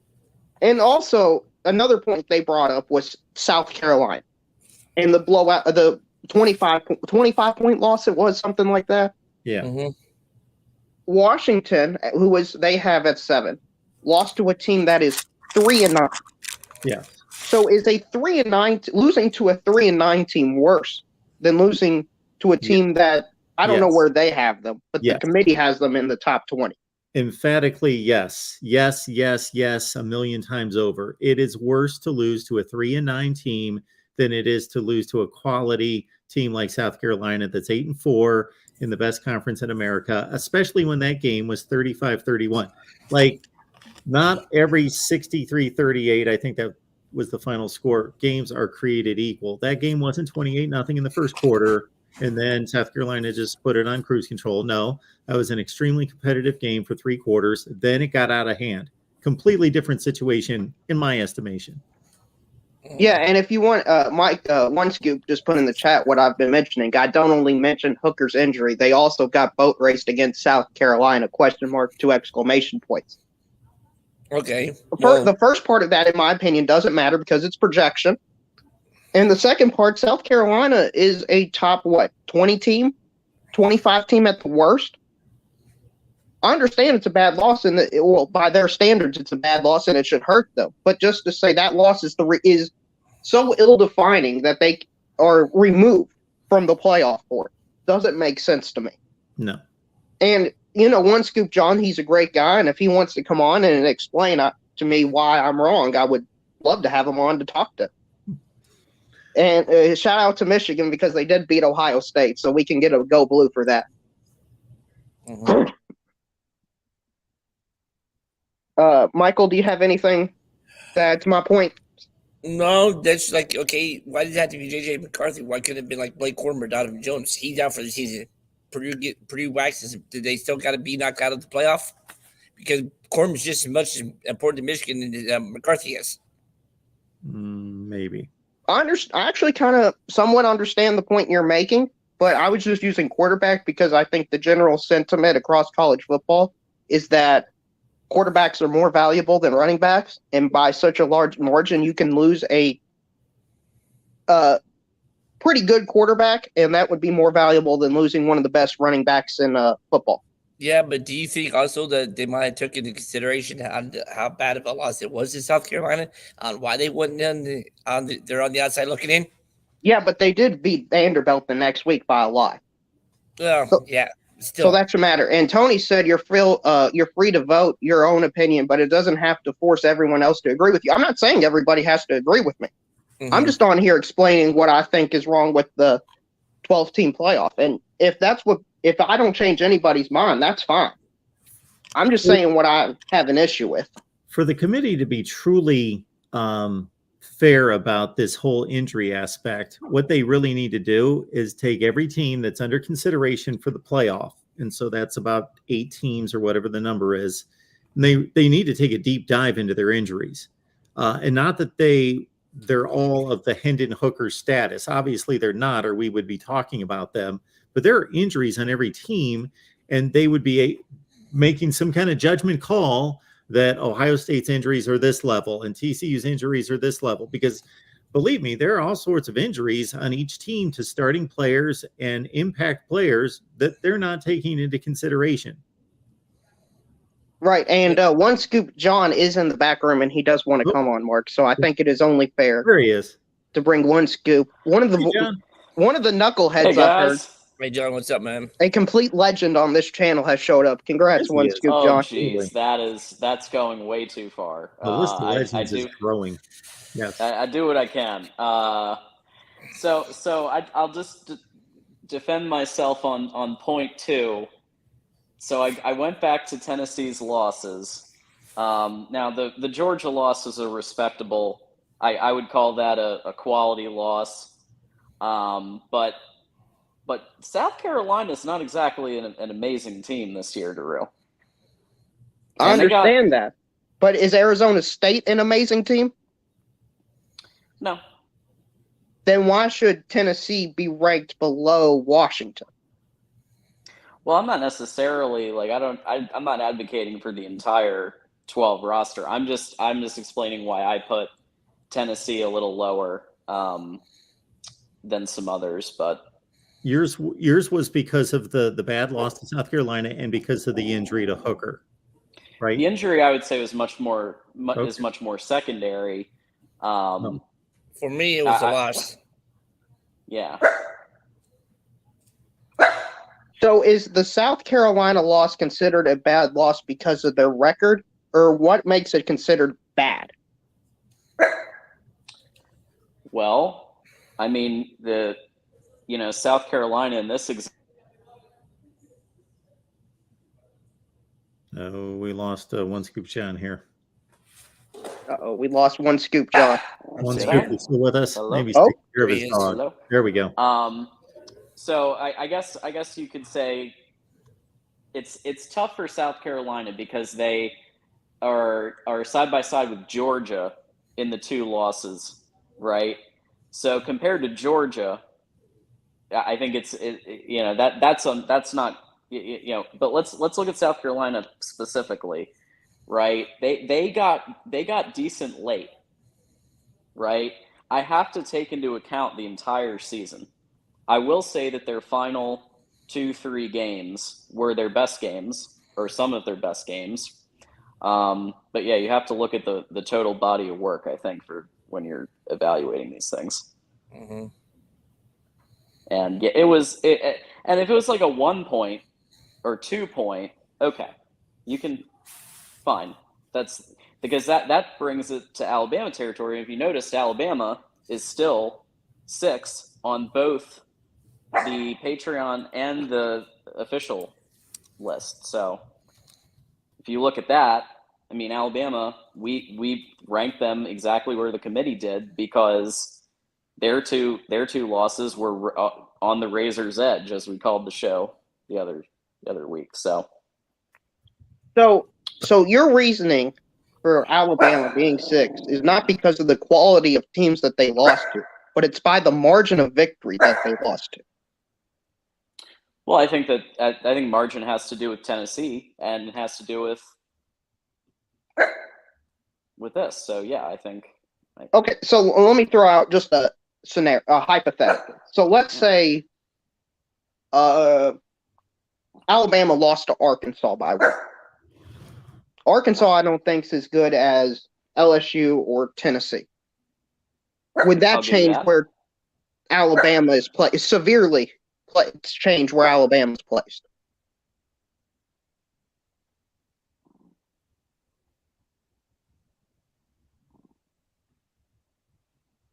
I think it would. I think that the fact that Alabama lost, like it has to do with the caliber of opponent too, and it has to do with, I think, the margin. Yeah, but what I'm trying to decipher here is which one is more important. Because to you, for me, I'm interpreting based on this conversation that you believe margin of victory matters more than the opponent. I think they both matter. I don't necessarily have one in like a pedestal to the other. Bama also lost early in the season, obviously. Yeah, so that's a good comment. But yeah, I think that the margin is razor. So yeah, that's why we, so to say that the SEC wasn't, I know that there's a comment the SEC wasn't factored in. Well, there were 3 SEC teams in our top 12, and there were 3 SEC teams in the committee's top 12. So there it is. Maybe okay, I'll ask Mark. Mark, if you had to weigh on a percentage scale, margin of victory versus quality of team, what would you sign each percentage? 75-25 quality of team. See, I'm probably more than that, but from what I'm hearing from one scoop, it sounds like he's pretty close to 50-50. And there's nothing wrong with it. I just think it's a different way of viewing it. Sure. Yeah, and what's funny is I thought what you were setting up One Scoop John with there, and maybe you weren't, is that if you assign a better loss to a particular team, so if you take Tennessee and you say instead of losing to South Carolina, you lose to and take a better team on their schedule, LSU, they lost to LSU instead. But obviously they would not have lost or they would not have beaten LSU. So you're taking away a quality win. And for some reason, it seems this way, I might be wrong, that for some people they're focused on the losses. And if there's a bad loss, they red flag that. But if that same team would have turned that red flag bad loss into a win and replaced it with a loss against a better team on their schedule, sure, their losses would look better, but they would have less quality wins as well. I've got Tennessee at 6 and Washington at 9, simply because Tennessee's played a better schedule. That's all there is to it. They've just played in a better league against a better schedule. So, okay, so how much better do you think their schedule is better than Washington's, Mark? Decidedly. Tennessee's played Alabama, LSU, Georgia, Florida, South Carolina. Yeah, but Florida's what, a 6-6 team? Pardon me? Florida's what, a 500 team? Okay. Oh, hold on. I would like to respond to that. Florida is a 500 team. I understand that, but are they not one of the top 40 teams in the country? If every team could play everybody, Absolutely. Yes. Florida would probably be one of the top 40 teams in the country. Absolutely. If anyone wants them play Friday night against Florida State, they understand that they're not a 6-6 team that's playing buried somewhere in the Big 12. They're just not. They're not, West Virginia.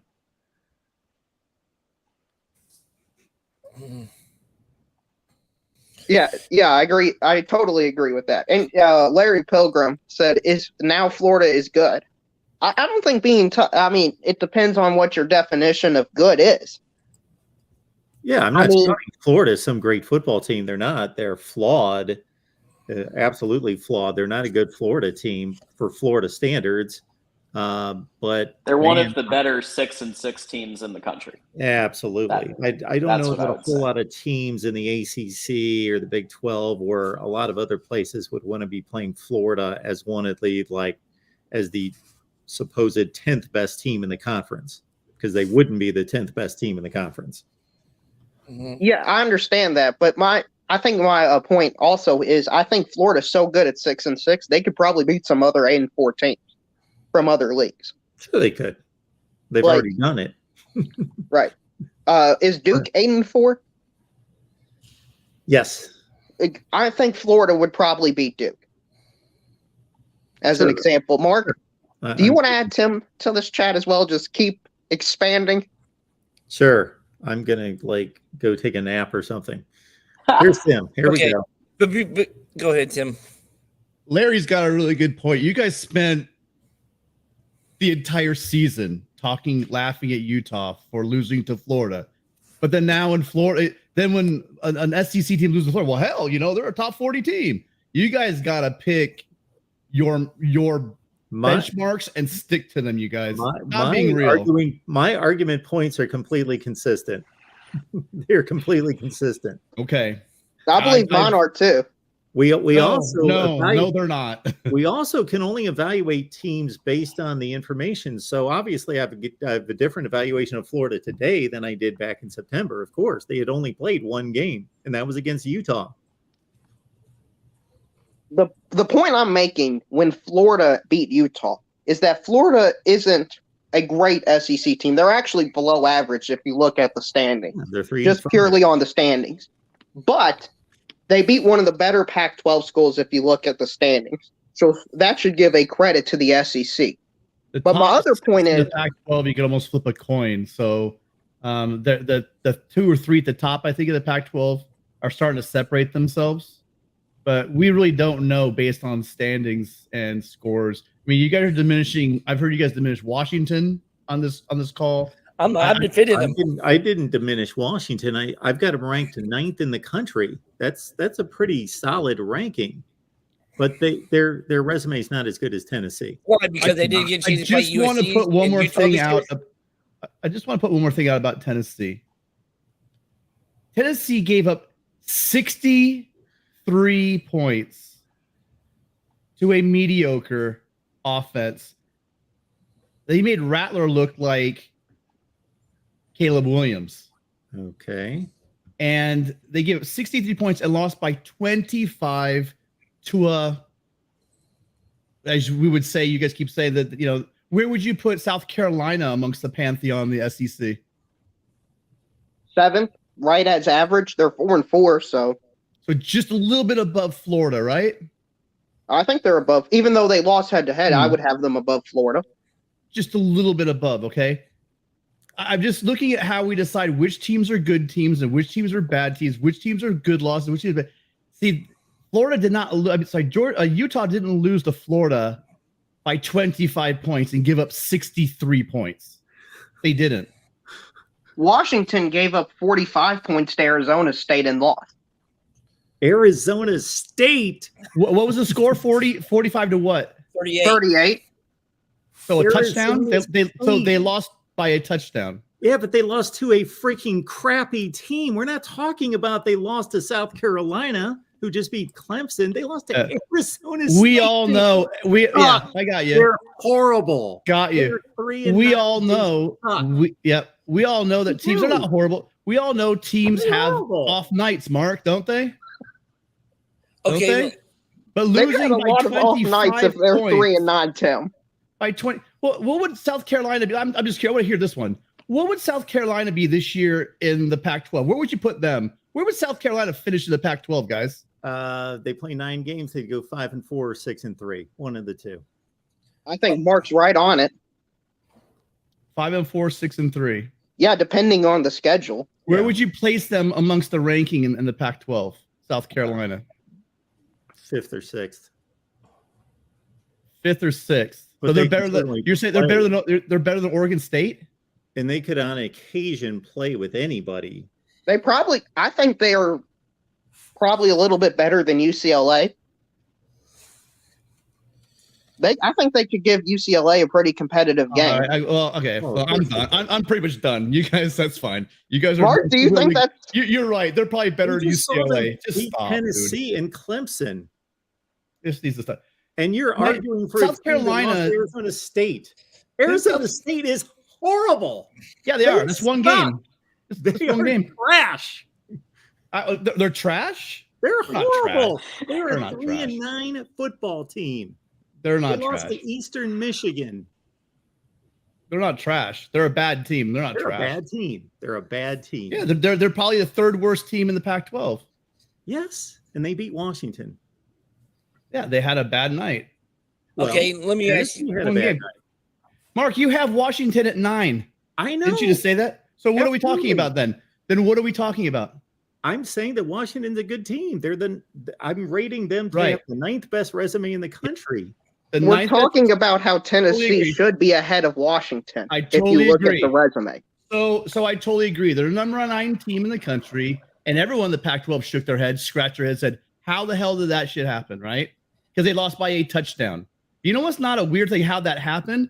When you lose by 25 points and give up 63. Okay, was it That's bad not enough a for how did Tennessee that then? happen? That's an ass kicking.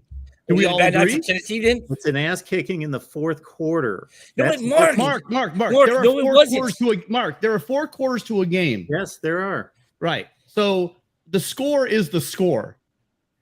No, there are different. If anybody doesn't believe that watches enough football, that I watch a lot. every 21-point game is created equal. They're all exactly the same. Or is there context to the final score? Look, you cannot you can try to put all the context you want on someone losing by more than 3 touchdowns. You can do all the nice flowery language you want, but if you lose by more than 3 touchdowns, you got your ass kicked. Okay, that's the cutoff. Just 3 touchdowns has to be the cutoff. That's the exact cutoff. Well, Okay, I mean, Mark, 2 scores. okay. Two Okay, scores, Mark. that's not a big deal, Okay, right? Mark, If you lose let me ask you lose by 10 or 14, Okay, that's so not you're ass kicking. saying, Tim, Hmm. you're making the rule that 2 scores is fine. You're not bad. You're okay. But 3 scores suddenly becomes No, horrendous. ready? More than 3 scores. Okay. Is what I said. Mark, Okay. Mark, So let me ask 25 4 points. scores. 25 points is 4 scores, Mark. However we do the math on. That's what's the Yes, 2-point conversion. absolutely. okay, Mark, let me ask you this. But I don't know how you can come up with a formula that just magically 3 scores is okay to lose by. What formula am I you're putting within in? the ballpark. Mark, Or 4 you're scores. doing a false narrative. I didn't say anything about it has to be 4 scores. That's They what I'm lost by hearing. 25 points, Mark. I understand. But that's an okay loss because it's in some cases a 25-point loss to a team that just got into the top 25 is acceptable. Tim, come on. You have watched a ton of football. Don't Yeah. tell me in looking at the scores from any team, and we'll take it your USC team, that you wouldn't say, oh, we lost by a touchdown there. We lost by 10 there. We didn't look good in this 7-point loss versus this was a hell of a game. We lost by 10. It's not just the points, Mark. You guys just Exactly. lost. It's not just You the guys, it's kind of a similar thing happened to you guys against Michigan, but that was against Michigan. This is against South Carolina. Yeah. You see what I mean? To get boat race in the 4th quarter by a very, very great, excellent Wolverine team, that's, That's going to happen, right? And that's going to happen to a lot of teams. But you know what's not going to happen to a lot of teams? Not a lot of top 10 teams. They are not going to get smacked in the fourth quarter for 25 points by South Carolina. And that's my point. But they are going to get smacked by Arizona State. Arizona State's irrelevant. We're talking about Tennessee, and they got their asses kicked. We were making this started with the comparison between Tennessee and Washington. That might be your guys' comparison. I'm saying that Tennessee does not belong in top 10. I've been saying that for a while. But that's why I'm coming back with Washington. Yeah, I also didn't mention Washington. I was mostly focused on. You guys are injecting Washington into the conversation. Yeah, because I think Washington is probably the most obvious example of a team that should be ranked behind Tennessee. That's ahead of them. That's why I did it. I'm just simply I'm sitting here back in my chair, and why I say, hey, can I get back in here? I was literally hearing you guys trying to put so much lipstick on this pig that was turning red. I mean, you cannot. I can excuse what happened to Ohio State. There are some flaws on the defense. I even talked about this the other day, and I think that Knowles did a great job holding back that dam and holding back that deluge. But it finally came through, and my hat's off to Knowles for making a difference in that game and holding back the Michigan Wolverine. They did, but you know what? Tennessee didn't play Michigan, guys. They got boat raced by Rattler, South Carolina. You guys can sit here and SEC me to death all you want, but I can't sit back and let you guys really. I have so much respect for both of you guys' football knowledge beyond belief. But I'm listening to two guys who I really respect try to explain to me that losing to South Carolina by 25 points in the fourth quarter, give them 63 points. It's South Carolina. Come on, they're a good team, guys. And then say, you know what? This is a top 10 team because top 10 teams don't lose that bad to a mediocre team. Yeah, they do.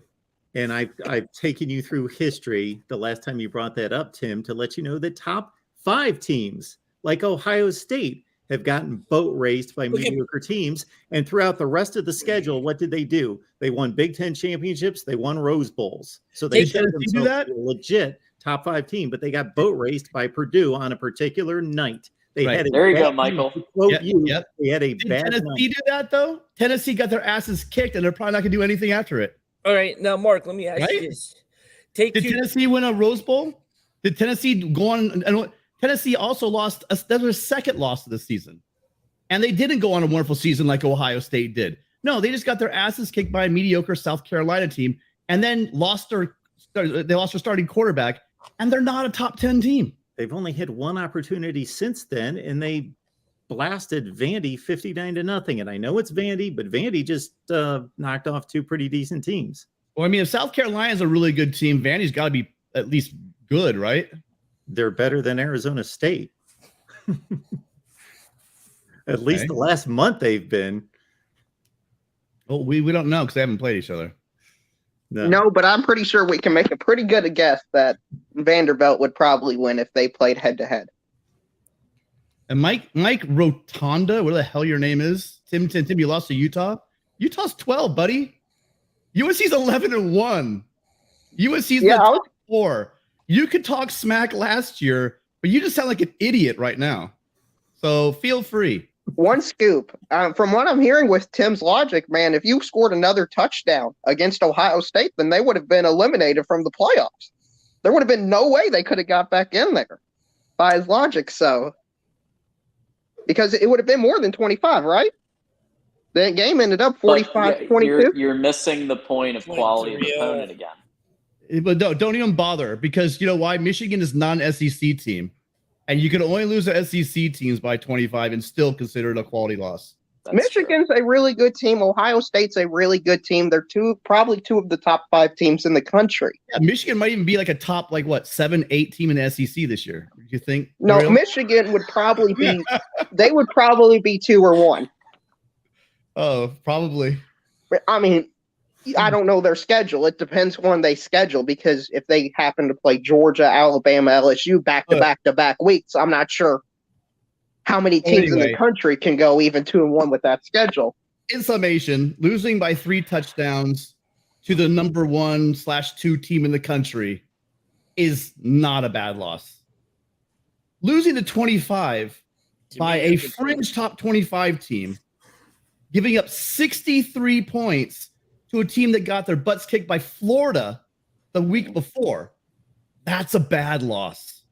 And you guys can go round and round. I didn't say it wasn't a bad loss. That I have said it's a bad loss. Yes, that is a bad loss. Giving up 63 points to anybody and losing by 25 points to anybody is a bad loss. That's a bad loss. And losing to Arizona State is a bad loss. They are both bad losses. Absolutely. They both are. I guess you have to look at the fact again that you're not giving enough credit to a Division I team. Losing by a touchdown and losing by 25 points, because the difference between Arizona State and South Carolina is not as big as you guys are trying to make it sound. It's not. Tim, the only win 9 and 8 and 4 is substantial. Let's look at Tim, the only win Arizona State has. Let's just go through this. Arizona State's losses are to USC, Utah, UCLA. I mean, I can go down a list of the losses. Wait a minute. I'm not letting you do that. You skipped over Eastern Michigan. You skipped over Eastern Michigan as their first. They've loss had this tough season. moments. Am I putting them in the top 25 or in the top 10? I'm not. I'm saying come on, Eastern Michigan's on it. I think we all believe is on a different level than those teams you just mentioned. We're completely ignoring the rest of Tennessee's schedule and accomplishments. The difference between South Carolina and Arizona State is not the difference in that game. You guys can go ahead and keep talking like the Pac-12 is just some G5 conference. That's fine. Have I ever said that? Anything close to that? Okay, fine. I'll put it close. Fine. Durrell can continue to make it sound like the Pac-12 is some G5 conference.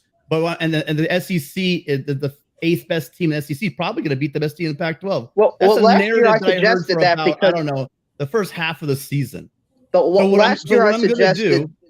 So what I'm going to do is do you guys a favor and just say, okay, teams can lose by 25 points to a marginal top 25 team. And hey, if they got a couple of good wins, they're still a top 7-8 team in the country. Yeah, I just they could be depending after losing. It's not a 1-game season; it's a 12-game season.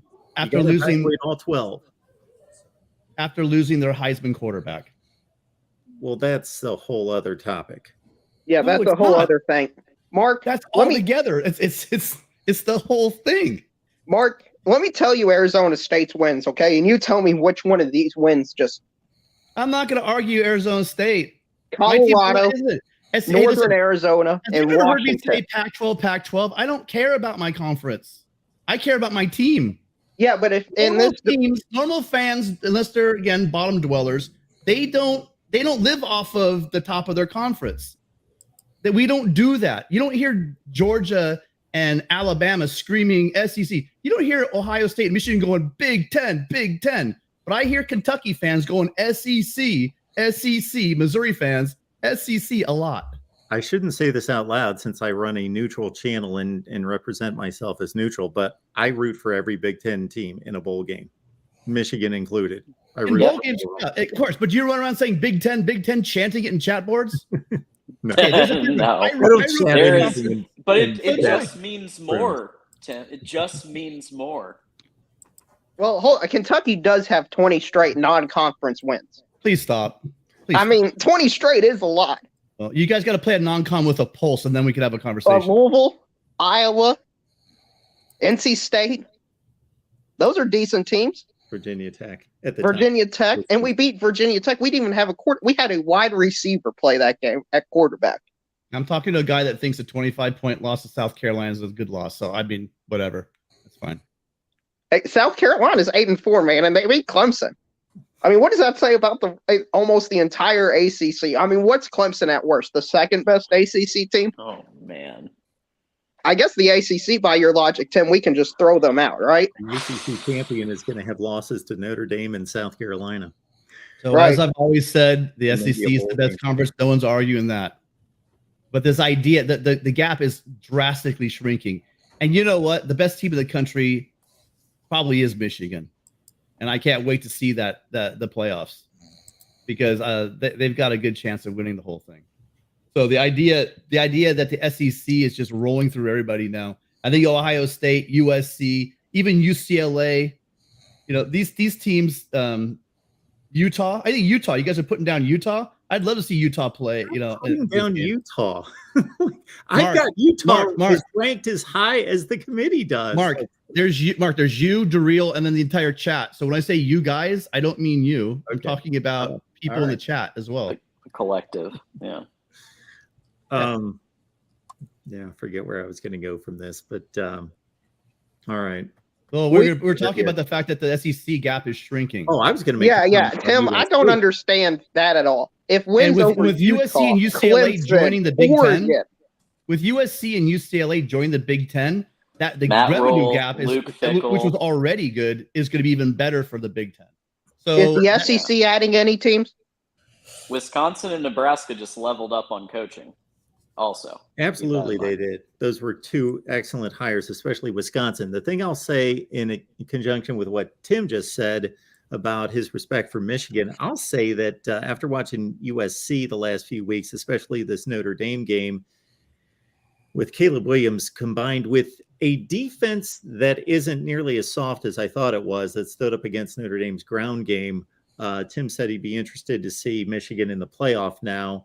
A better Michigan team than they were last year. I'll say the same thing about USC, that I'm not going to predict them to win a national championship, but they are going to be much more formidable in a playoff game than I thought they were going to be. Oh yeah, absolutely. I've been calling it since before the season. I said USC was going to go 11-1, and the reason is because not just because of Riley's offense, not just because of Caleb Williams. Those are going to definitely flip it from 4 wins to more than 4.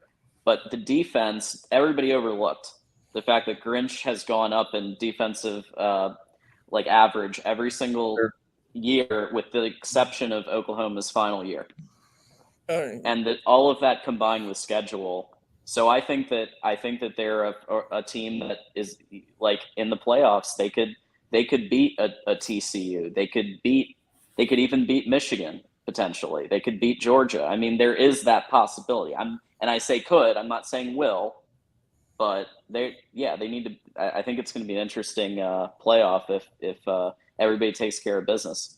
Yeah, I'll even go one step farther. One scoop. I think if USC played TCU, I would pick USC to win. Yeah. Okay. Why, Daryl? Why? I'm just not sold on TCU. Maybe it's just anti-Big 12, but I just for whatever reason have not been sold on them all year, and I think USC has played more great teams than TCU has. All right. What do they got to do to pressure you to say, okay, hey, I was wrong about TCU?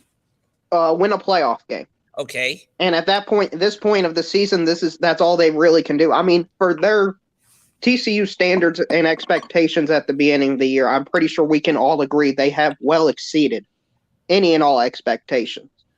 So if you're talking about preseason expectations, then they're by far, in my opinion, they've done by far the best. Beating Kansas State doesn't do anything? No, not to me. They're pretty good. I know Kansas State is good, but when you're in the playoff, I'm looking for great. Yeah, I'm not looking for good. But I think it gives them definitely a notch of additional credibility in their belt. Okay. Hey, Mark, what was TCU predicted to finish before the season started? By me? Yeah. I think 5-7. Okay. That's what they were last year. Okay. That's my guess. I believe so. So you predicted around 500. My thing is, look how long these guys. Yeah, it's like these guys. You get them down, but they keep being resilient, and then they come back and beat you guys late.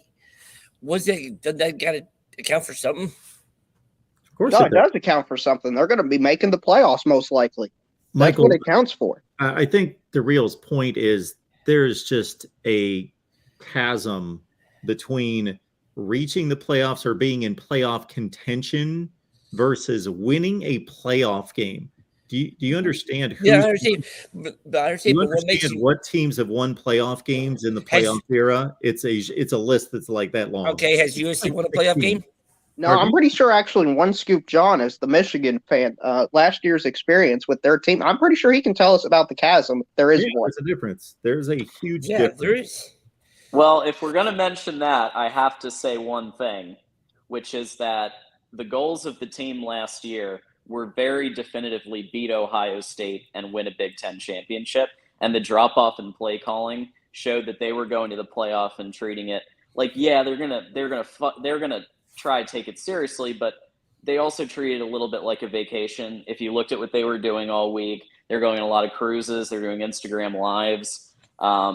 They hit their goals. So I wouldn't take that, especially since Cade got benched and JJ, who's now our quarterback, actually made the team look like they had a pulse.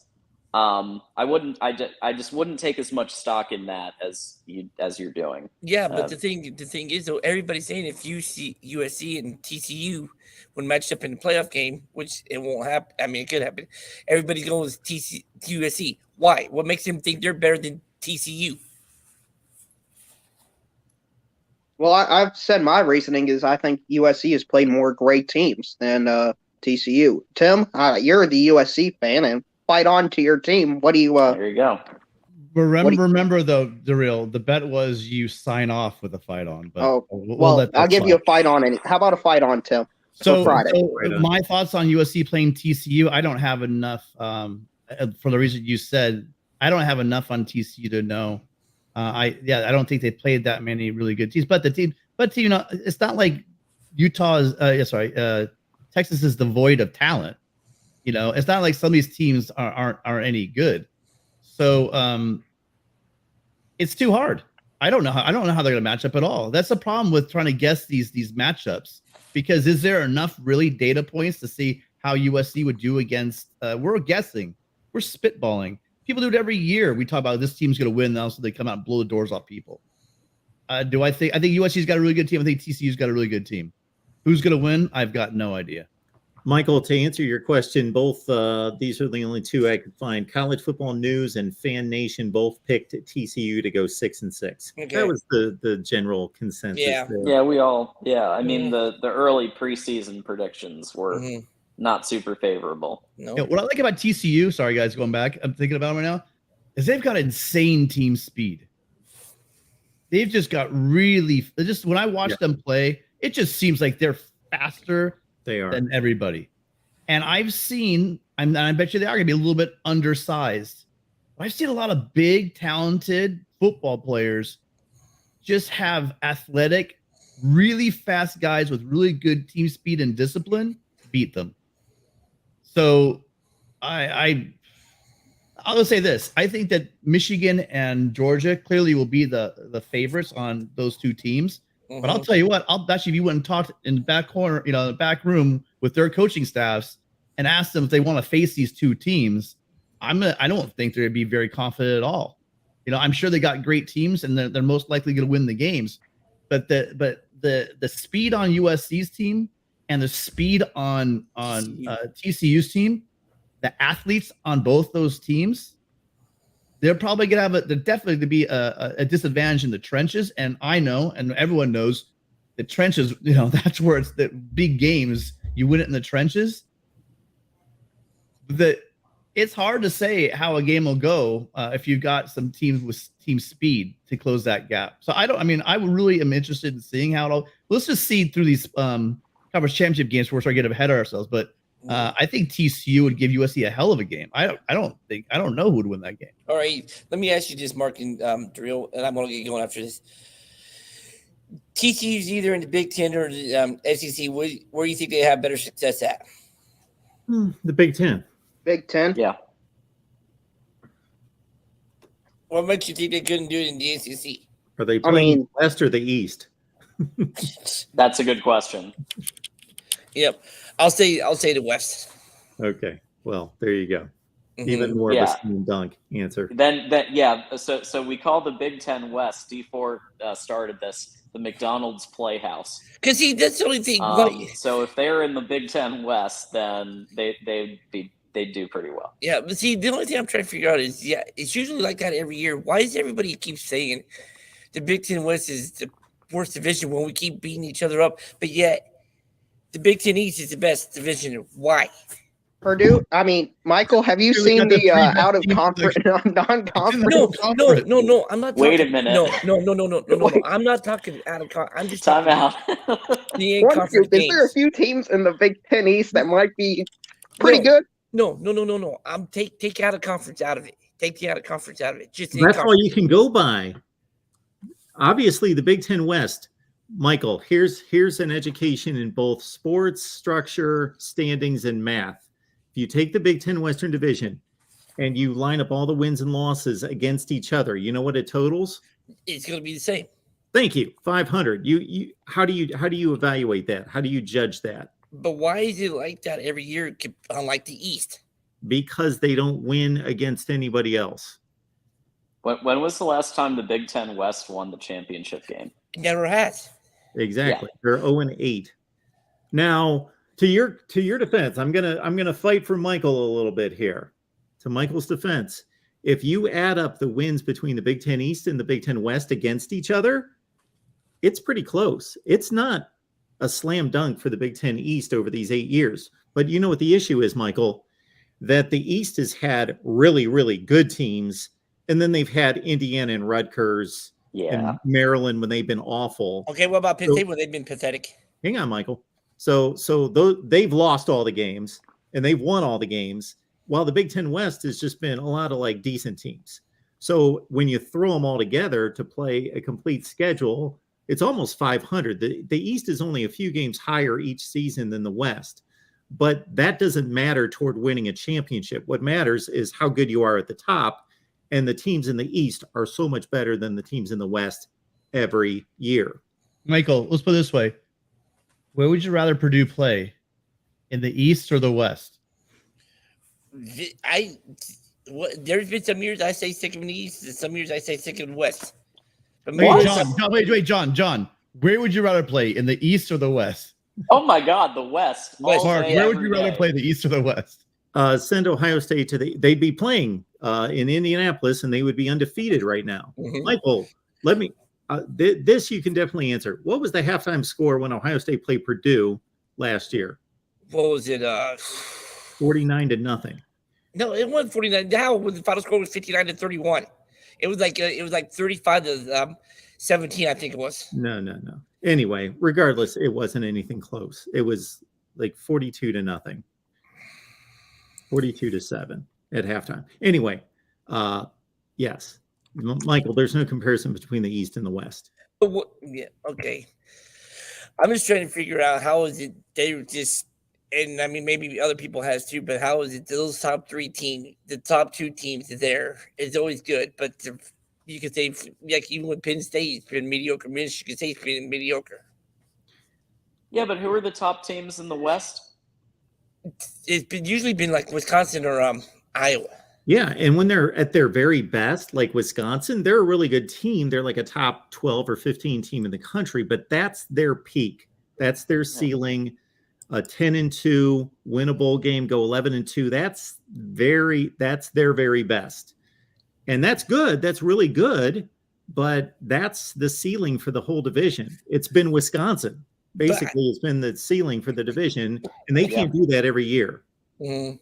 But what I'm just trying to think, though, is is it based because of the recruiting or what? The talent, or what was it? Well, you got two monster programs. Well, let's say three monster programs to a certain extent in the East that are just brand names. They got tons of money and resources, and they recruit all over the country, and they bring in top 5 to 10 recruiting classes. Mm-hmm. Yeah. But I wonder how that's going to change once UCLA and USC comes in 2024. It's not going to. No, I mean, Michael, don't listen to Mark. It's going to change.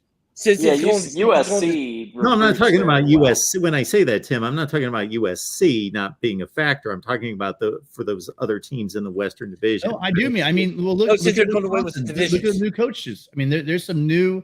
It's not just USC or UCLA. You got Nebraska and Wisconsin have made huge upgrades. Iowa is not going to hang on to that offense much longer, altogether. And so we know that you get the right coach in Iowa, there's also going to be a strong team. So, I mean, it will always be like this. It's not like Penn State's killing it.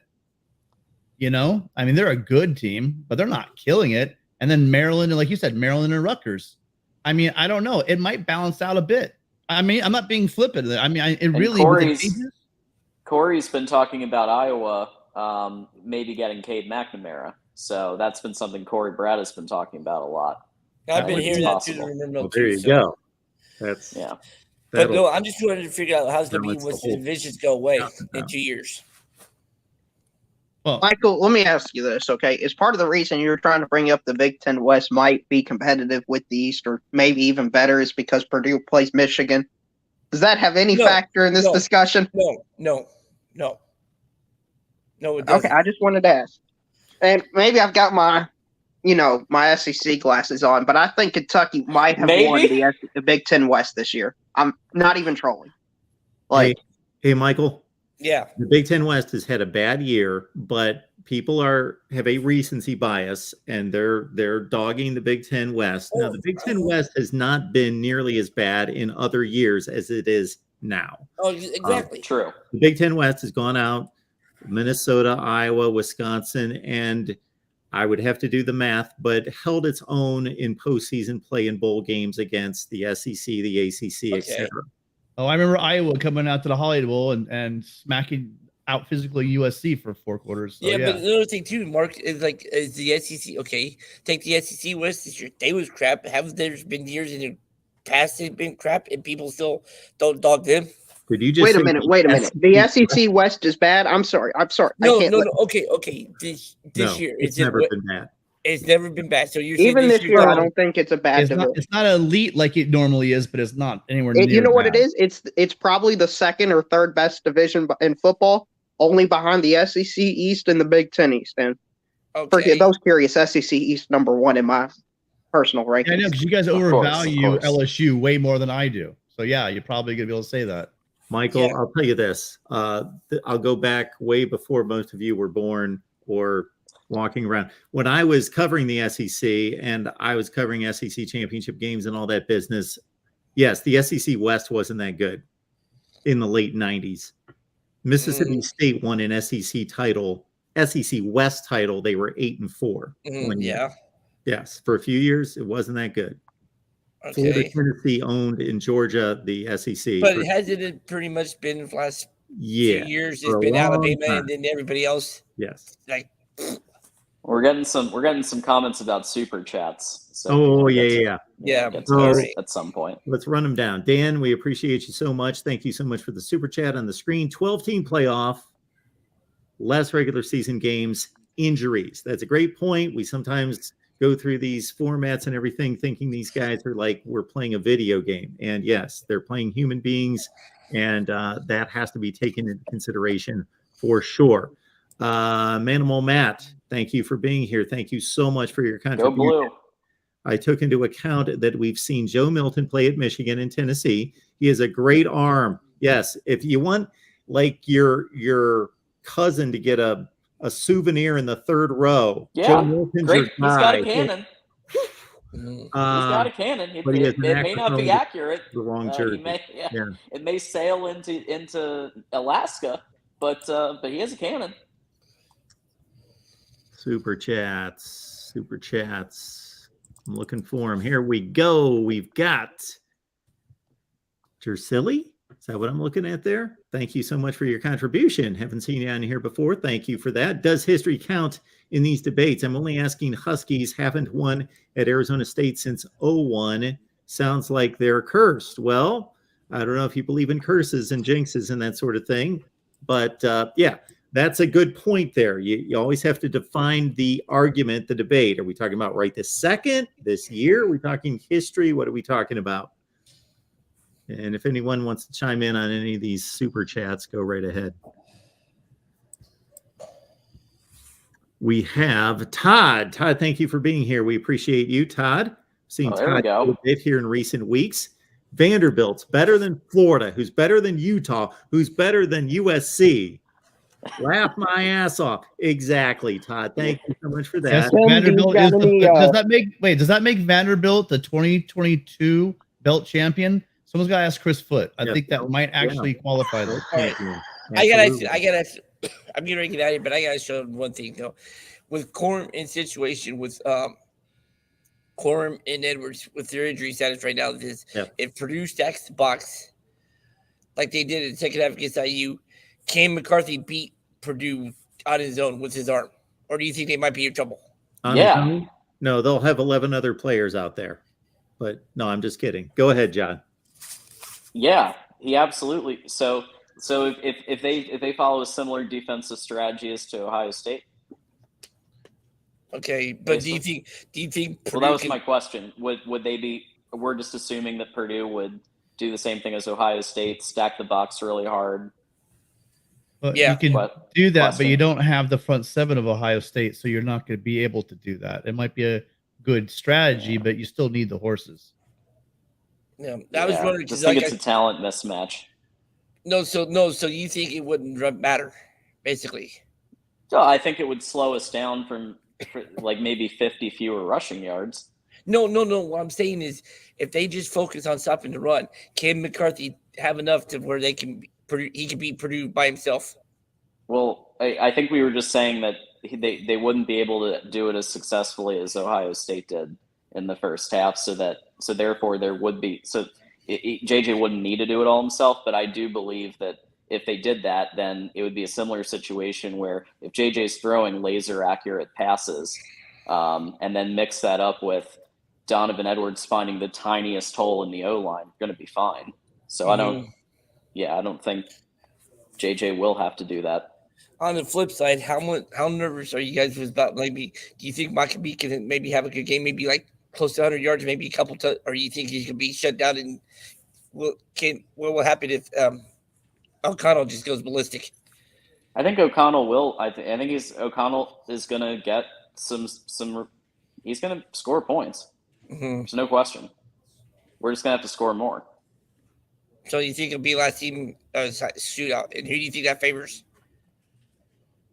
Well, I mean, I don't know if it would be a shootout, but I think I was thinking kind of like a 31-21 type of game or a 41-31. I haven't picked my final score yet, but I'm thinking that kind of margin where both teams are scoring. Both the defenses are doing something. Michigan's defense doing a little bit more. Just like the talent mismatch alone, I think, is a factor there. But Purdue's a great team, and they have you guys have a good offense. I was just saying in chat to somebody, I think it was Darrell actually, that Aiden actually has the 20th highest amount of passing yards in the country. Mm-hmm. Yeah, not bad. And then they also have the thing where they've been giant killers before too. Boy, I wish you can get up here Saturday night because I had an extra ticket for you, John. I really wish you could get up here, man. Because I got a feeling it's gonna be a heck of a game, man. I appreciate that. That. But anyway, so no, I got a feeling. Tim, is USC gonna get the break this time where they get the pass interference call? I'm hoping it doesn't come down to that. I can tell you this: there's good news. Michael Mothershed, his crew, Michael Mothershed will never ref another Pac-12 game ever again. But I don't think he was actually I don't think he was actually the referee or his crew in that game. But listen, the reason why I'm confident against Utah is not because of anything other than the fact that I think that this is year one for USC, Lincoln Riley and this team and his defense, and they have been getting better every single game. Mm-hmm. And Utah is just dinged up. I think it's unfair. We're playing a team that's hurt, but you know what? There's nothing worse than a wounded animal. And they got it. Whittingham's a great coach. You can't ever take these teams for granted. I've watched enough USC Pac-12 football to know that anything can happen in this game. I'm confident again in the fact that I think we're getting better. We're playing our best ball right now. I think that Caleb Williams is truly becoming Superman. But at the same time, they're hurt. So I think we're both going in different directions right now, and it's still gonna be a good game. Yeah, in case you wonder, it's Mark Duddy who is the official, who is the referee for that game. All right, guys, I've taken too much of your time, but thanks anyway. Mark, it's gonna be fun this weekend. I got a feeling. Thank you, Michael. Appreciate you. Guys, have a good one, man. See you, Uncle Lance. Yeah, Michael. Is Purdue unranked? Yes. Oh well, currently, I believe they're more dangerous unranked than ranked. So, agree. That's been the history. Dan Rutherford, thank you so much for the contribution. There needs to be an option to pay $5 to eliminate a call-in participant. 12-team playoff is going to get kids hurt, cut some games from the schedule. Oh, I'll totally go away if you want to pay $5. Well, Absolutely. no, hold on. Look at the avatar. He doesn't want you to go.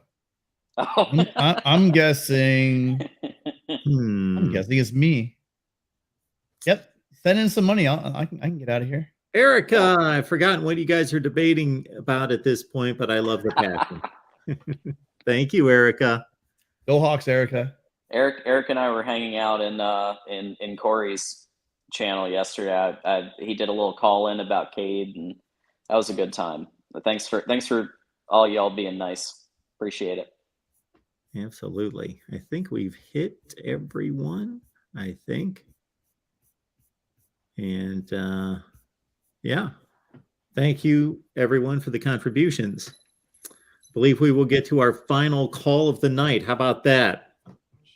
We've got Christopher on the line. Chris, how you doing? Hey, Yes. Chris. Yes, I get to answer my question. How are you guys? What's going on? How are you doing, Tim? I like I'm you. doing wonderful, Chris. How are you? Chris, Doing all right. good seeing you, man. Thanks, Darrell. I'm sorry, I get a little sarcastic in the chat. I just get so. No, you're fine. You're cool. I have nothing against Tennessee. I actually think they're a great program. You know, I don't know if you're aware. I think Mark shared it with some of you people, maybe not. I did a fairly comprehensive, what I think was a fair, assessment of. It's under the all-time programs, and I can't remember exactly where Tennessee was, but they're amongst the very best from all-time percentage. I don't know exactly. I think Tennessee's probably one of the 10, 15 greatest programs of all time. Well, I think they're closer to the top 5 or 6, but I can't tell you for sure because I don't have it right in front of me. But if you go under all-time program rankings, Mark did a podcast on it. You'll see where I put them, and it's not really me doing it, but make Chris, of it what happened to your rankings you do underneath Mark's team? That actually makes sense. I liked looking at those rankings. Now I didn't agree with every single one, but I agreed with the general placements of the teams. And I will give you some credit. You were really high on James Madison early in the season, and James Madison was a nice story this year. I got to think so. Well, like I try to explain it, it's not really. I mean, yeah, I guess in a way it is me doing it, but in a way it's kind of not. But I don't really need to get into that anymore. That's kind of been already discussed. But yeah, if they were rated high, it was because I think in my opinion, they deserve to be there. But they haven't really finished that strong, so I don't. I think when you start to lose, that kind of changes the percentage of where they're at. But oh yeah, it should. I think it should. Okay. Anyway, Tim mentioned, and so I hope you don't mind. People don't like talking about the belt. It's not. I didn't invent the belt. I mean, I'm just. But if you want, to be honest, I'm just teasing you. I honestly don't even know what the belt is, but that's okay. I'll go back and watch one of the explanations. It's like a boxing championship, Tim. Huh? Yeah. It's like a boxing championship. Like you win the belt, and despite what John's record might be, if he fights you and wins, if it's for the belt, he wins the belt. Then the belt can get passed on to each team. So who starts with the belt? The champion. So who starts with the belt? Because we need a champion. Baylor took it into this season. I mean, that's just who it was, and then it's been passed on since then. And it wouldn't be that hard to figure it out. Baylor lost to BYU in overtime. I think BYU lost to Oregon. I think Oregon took it to Washington, and I think it's Washington's right now, isn't it? Wait. Georgia was a champion. So wouldn't someone have to knock out the champion and get the belt? Well, that's another subject. If you want to make it about that, then yeah, you're right. But that's not what the belt is. So, Chris, clarify this. Does it go season to season? Does it goes to the next season? It transitions, correct? And I remember I followed you at some point where we were with that. And there was some kind of Ole Miss got it from somebody in the SEC because Alabama had it from the previous year. Was it? No. Wasn't it Alabama from 2020, correct, as the national champion? They won it. They won it. They had that, yeah. Yeah, and then did Ole Miss beat Alabama, and then Baylor took it from and I think who beat Texas A&M? It must have been Texas A&M. Yeah, that's what it was. Texas A&M beat Alabama. Then Right. Ole Miss beat Texas A&M. Well, and I guess apparently Baylor beat Mississippi. Baylor beat Ole Miss in the Sugar Bowl. So I mean, Baylor of the season is the belt champion. How about that? Charlie lost to BYU, and then it was BYU. And then Oregon Yeah, beat BYU absolutely has to be the belt champion. Of course. Yes. That's not what I'm saying. I mean, if you want to make it about BYU, go ahead. I didn't do it so BYU could win it. That's just who took it. Who is the That's current true. belt champion, Chris? I mean, you guys are sarcastic about it. I kind of don't really appreciate that. Like, oh yeah, I did it so BYU could get credit. Okay, yeah, that's why I did it. I knew in advance that BYU was going Do you know who has the belt? You're just having a now? laugh, man. Don't take it personally. It's not. I promise you, it's kind not of hard. personal. It's kind of hard not to when you be sarcastic about it. I didn't give it to Baylor. I didn't give it to it. All right. Okay. So the question was, who has it now? Okay. Well, it was Oregon until they lost to Washington, so I guess it would be Washington at the moment. But the thing is overtime kind of enters into it a little bit, and so I think kind of what it was split there for a little bit. But I think Texas Christian, has the split side of it. So we're good on Texas Christian as long as they don't lose. But what I like is a unified championship is kind of where I'm coming from with it. Now we can say whatever we want to about Utah maybe being a better team than Washington. I'm not. I guess in what was it in the rankings they came out with? I guess if we go on rankings, then I guess it is Utah. But I kind of think now it's another missed opportunity, whether you agree with me or not. Why isn't it Washington playing USC? I think, to me, that's like a no-brainer. It's like, okay, you can give me a million reasons why it shouldn't be, maybe. And I think all of them would be terrible, if you want my opinion. I think we shouldn't even be debating about whether – I think it should be Washington versus USC. The winner advances. Well, not necessarily. I guess if Washington beat them, maybe not. But ideally, I guess in the perfect world, the winner advances. But now we have to deal with the split championship, whether we want to or not. And I think that kind of sucks. Okay. So Chris, let me try to re-explain what you said, and let me see if I got it correctly. So your point was Utah already beat USC. So because of that and USC having their place, you don't want to see a rematch in the Pac-12 title game. And that with Washington having a better overall record, you think Washington should have the spot in the Pac-12 title game over Utah. If it was based I don't know that it's ever been about me. If you want to make it about me, go ahead. I'm just saying, Mark, this is just what you think should happen. That's all I'm saying. I'm not saying this is what you think they should do. I think if you put two people together and have intelligent people together, I think we'd all agree that it should be Washington, but maybe I'm way out in left field on that. I don't think Utah should even be in the discussion. No. I think they're out. I think they should be out. But they lost to Arizona. Well, Washington lost to Arizona State. That proves, I guess, that Washington lost to or got beat by Arizona State. I guess that proves that Washington isn't any good. Well, does it really prove it? I don't know. Where do you have Arizona State ranked? And are they higher than South Carolina? Well, that was real them. Do you have a chance here at all? Are you asking me about how high Arizona State would be? I don't know for sure. I'd have to check into it. I don't know. But earlier conversation. They wouldn't be very high. They'd be probably pretty low if that's what the answer is. They wouldn't be very high at all. Would they be above South Carolina? No. I totally get your point. I get your point that we have not seen Washington and USC play. We did say Utah and USC play. Obviously, USC gets their spot because they have the best record in the conference, and Utah got its shot. And Washington, we have not seen that game. So I totally get your point.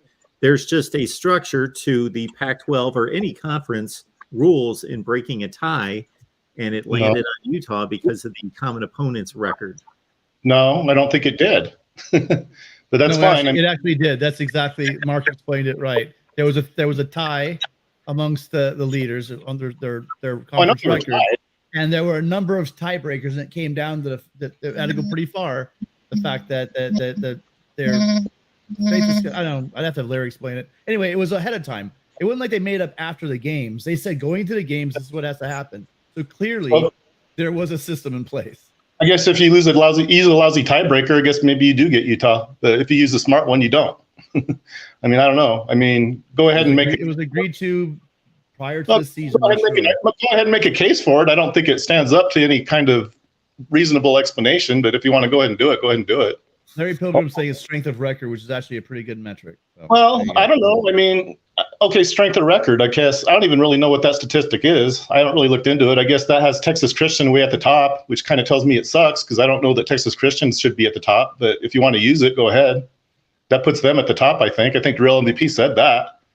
So go ahead and use strength of record. I'm not really even against that if that's what you want to use.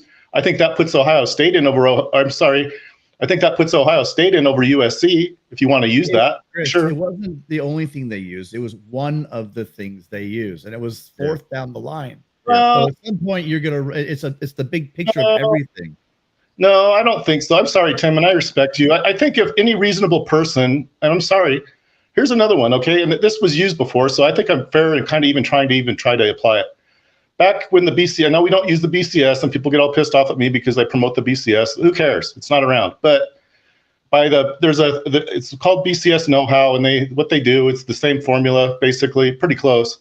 They use the Associated Press poll, I think, instead of the Harris poll, but it spit out Washington ahead of Utah. It just did. I don't know. And you say that what it is they want to put the two best teams together. Well, then again, it's Washington, and there's really no discussion.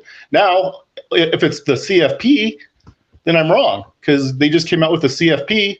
But I kind of wonder if that wasn't like accident by design. We screwed up. We can't put. They're going to tell us we suck if we put Washington ahead of I think that's like trying to fix a problem after the fact. It's like, so I think I'm suspicious on some of that. Hey, Chris, there's one thing to be considered in addition to what Tim explained, and that's that the guidelines are created and agreed upon before the season starts. It's not like they're making this up on the fly, number one. Number two is that all the rankings that you're including are taking into account all games, meaning their entire season, out of conference games, everything included. The Pac-12 is just looking for the team that earned it within the conference based on the best teams. No, they want the two best teams. And you know who that is? That's USC and Washington. They're into discussion. I don't want to hear any different. I know that's what it is. Chris, they've updated the strength of record. So let me explain the new strength of record. Maybe I'll push Tim to your side a bit. TCU's 1, Michigan's 2, Georgia's 3, Ohio State's 4, Alabama is 5, USC 6. Well, here's where I want to push back. It's because the strength of record within a conference, because it's based on. Here's the thing: it's within a conference. Once you start spreading it out, then it becomes a little more subjective. Let the real MVP finish. Where was Washington and Utah? Let me go. And I want to ask you as well. Utah is 19th. Washington is 12th. Okay, there you go. End this discussion. As far as I'm concerned. State is 16, by the way. Well, there's other factors. No, I don't think so. If we said we had to do it by strength of record, well, there you go. It's Washington again. What I just said I said Larry Pilgrim said his strength of record. I said I don't know what the fourth tiebreaker was. The strength of record within the conference, not. I don't have that. I don't have the strength of record within the Pac-12. I have the strength of record overall. Exactly. That's what the Pac-12 is determining. Just like every other conference in America, they don't take into consideration non-conference games. Well, they're entitled to put whoever they want in there. Don't get me wrong. It's like, who am I to tell what somebody should do with their own? You know what I suspect, though? And you call me nuts. It's very hard to beat a team twice in a row. Advantage USC is what this is. That's just how I see it. I think it's Chris. In order for your thoughts to be logical, they would have to have come and gone back in. So known this season, gone back in time, set up this system so that when we got to this point, USC would have the easy win. I'm not saying easy win. I'm saying it'll be a hell of a hard game to beat. I'm just saying that they put the wrong team in there. That's all I'm saying. And I guess they can do it. You can pick whichever three of the teams you want to put in there, and probably nobody can say anything about it. But, I think that's happened. That's not the first time that's ever been an issue. That's happened many times, I think. I remember one year, I think Mark knows, it was Michigan State, Ohio State, and Wisconsin were all tied. I think Wisconsin went to the Rose Bowl. Ohio State went to the Sugar Bowl.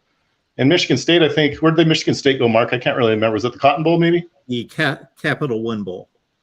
Well, they all tied. They tied. I mean, there wasn't a conference. They didn't have a title game, so there was a tie on and it all worked out, I guess, pretty well. But Wisconsin, I think, they went and played TCU is who it was, I think. Well, the big difference is there was no Big Ten championship game then. The three tied for the conference Well, championship. but my point is, it's a three-way tie. It's not it's not necessarily that Wisconsin necessarily won a tiebreaker.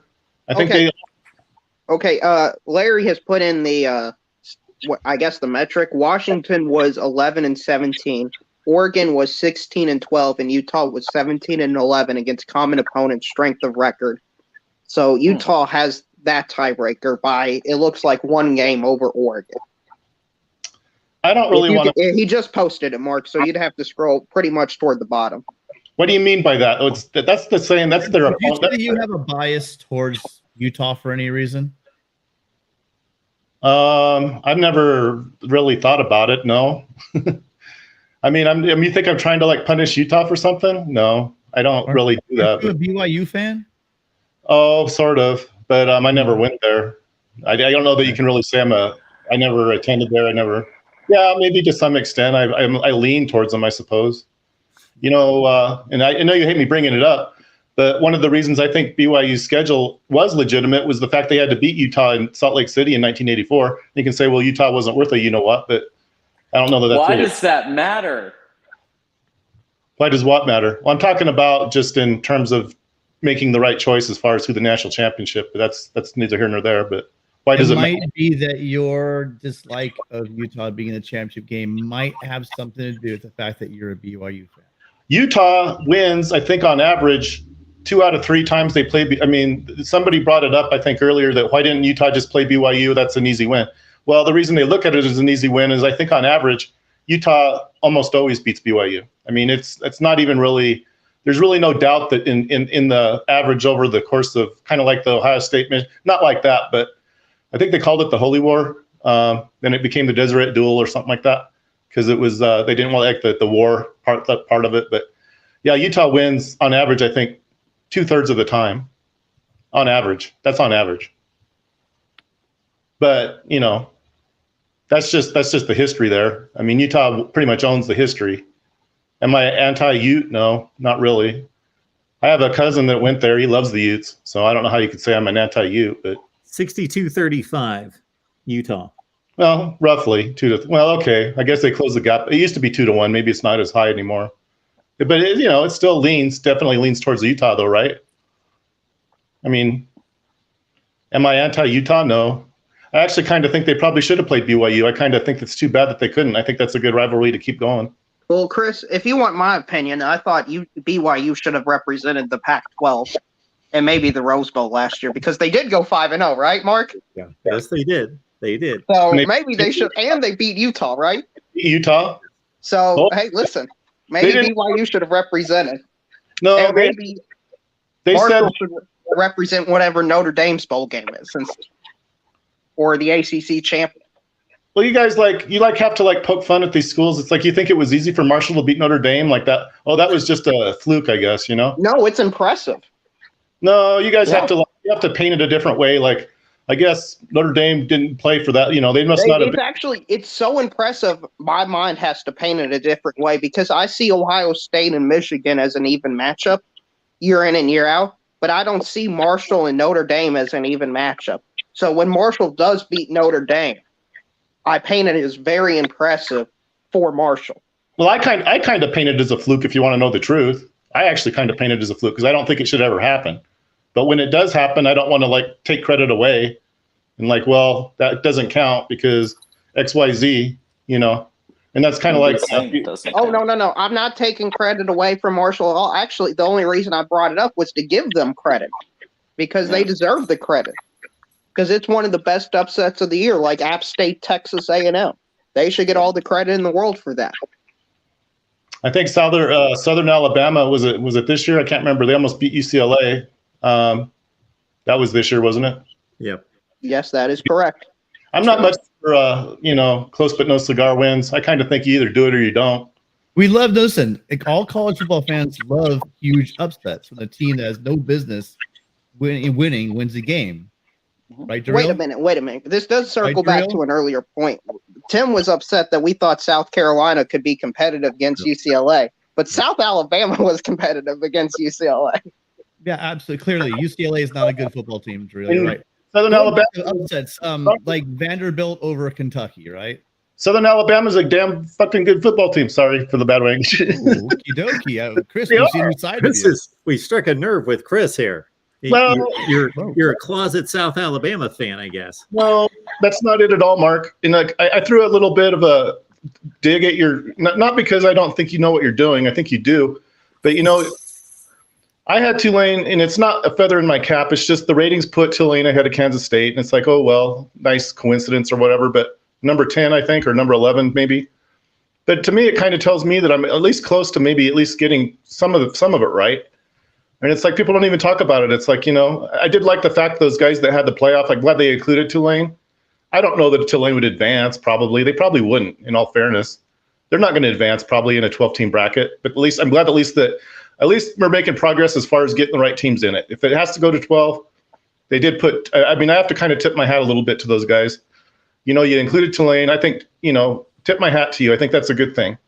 I don't know if that was by design. I don't know how they went ahead and did it, but I had to kind of like even admit, you know, if that's the way the playoffs are actually going to be, you know, and if it includes Tulane for, you know, who they are this year, then I have to say that that's probably, at least if nothing else, that's a fair bracket. You know, that's fair. Whoa. Well, it is. Did you just wow. I think we've made we've broke ground here.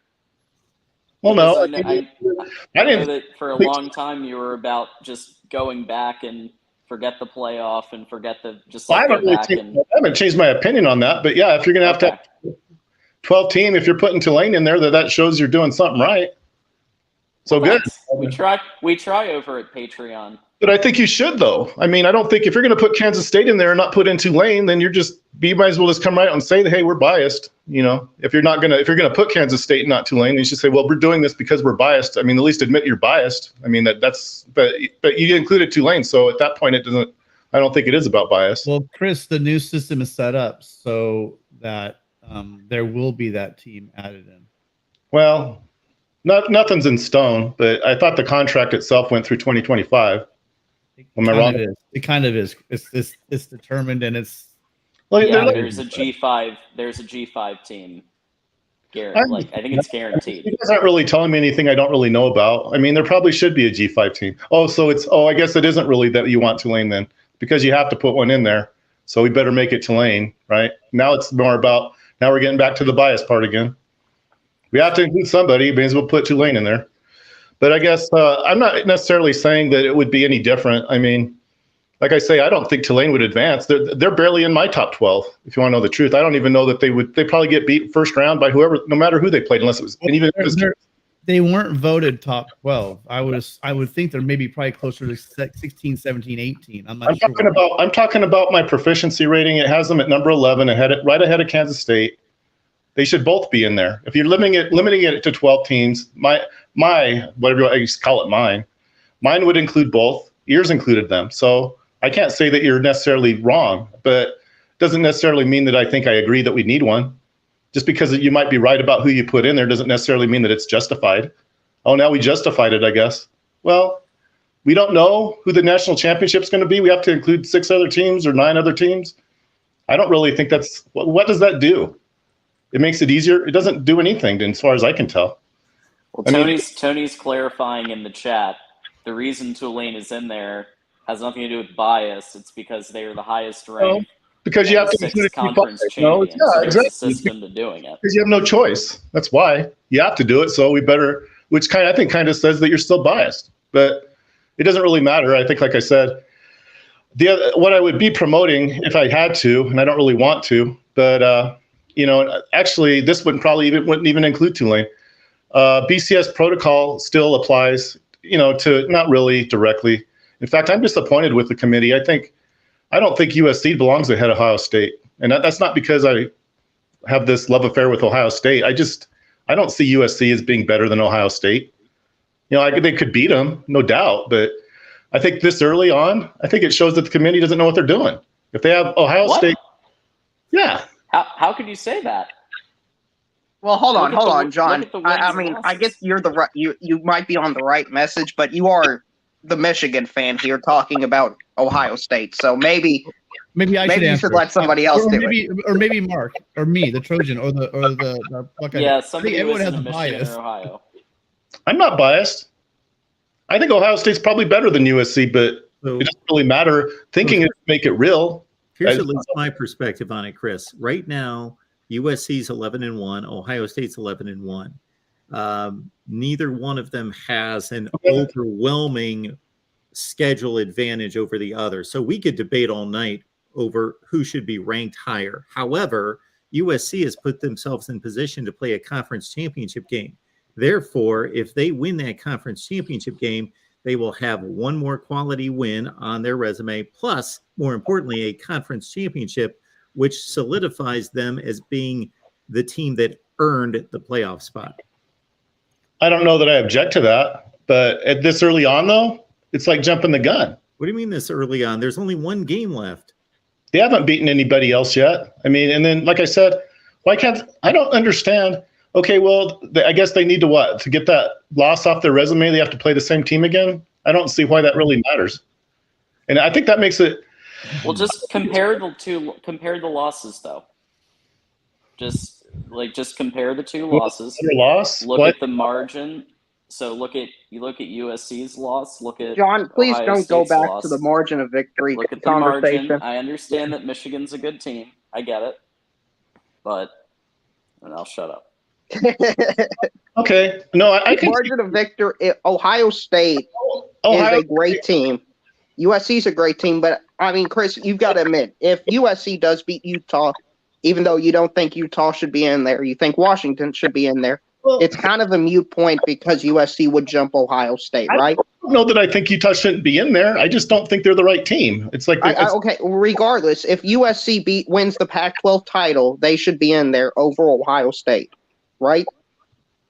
Well, if they win, sure. But they okay, so it doesn't really matter where Ohio State and USC are ranked this week. Real, I've heard your points before on this, and I mean, I actually think Mark and mine align more than yours in the fact that if you win you have the opportunity to win your conference. And so let's say USC, I thought was ranked higher than somebody, and we lost our conference, and they go right ahead of us, or I don't have an opportunity to play in the championship game. Winning a conference championship should matter because this year in the Pac-12 and the Big Ten, we could all argue this. If one is better than the other, it's not by much. And so if you win comparable conferences, are you going to leave a champion from another conference out because you think that this team is better than the other team? You're what we're trying to get away from when we go through the polling system and even the BCS system is we're trying to make this happen so it actually plays out on the field. And if you start saying, well, I think these two teams are better in this one conference, so let's leave this conference champion out with an identical record. What are we doing then? We're going backwards. And if it was the Pac-12 of 2021, I wouldn't be embarrassing myself in this conversation. But this year in 2022, the Pac-12 and the Big Ten are comparable conferences. Therefore, the champions should be given a lot of credit. I just think, I'm sorry to interrupt you, Tim. Did you have more to say? No, that's it. Well, no, I mean, I say we compare resumes. And, I don't see that USC has a better resume. I mean, you can say, well, Utah. How do we know that? How do we know that? I mean, we talk about resumes all the time, but even that's subjective. The data points are so small. You like numbers. You like numbers and data. I do. There's not enough data points between USC and Ohio State to say which one's better. The only data point we have would be a common opponent. And even that's not very strong. That's a very weak data point. Who's the common opponent? Notre Dame. Oh, okay. Yeah, that's a good point. I agree with that. But one game, one team is to choose who's better because of that is there's just not enough data. No, so what you have to do is fall back on the fact that we have two teams. That's a wash. Both teams have the opportunity to win their conference. That's a wash. One team may win their conference, the other team didn't. Therefore, you defer to the team that won their conference. I don't know how the common opponent applies if they both beat them. I mean, that's kind of getting back to what I was trying to make about the team that should have gone to the.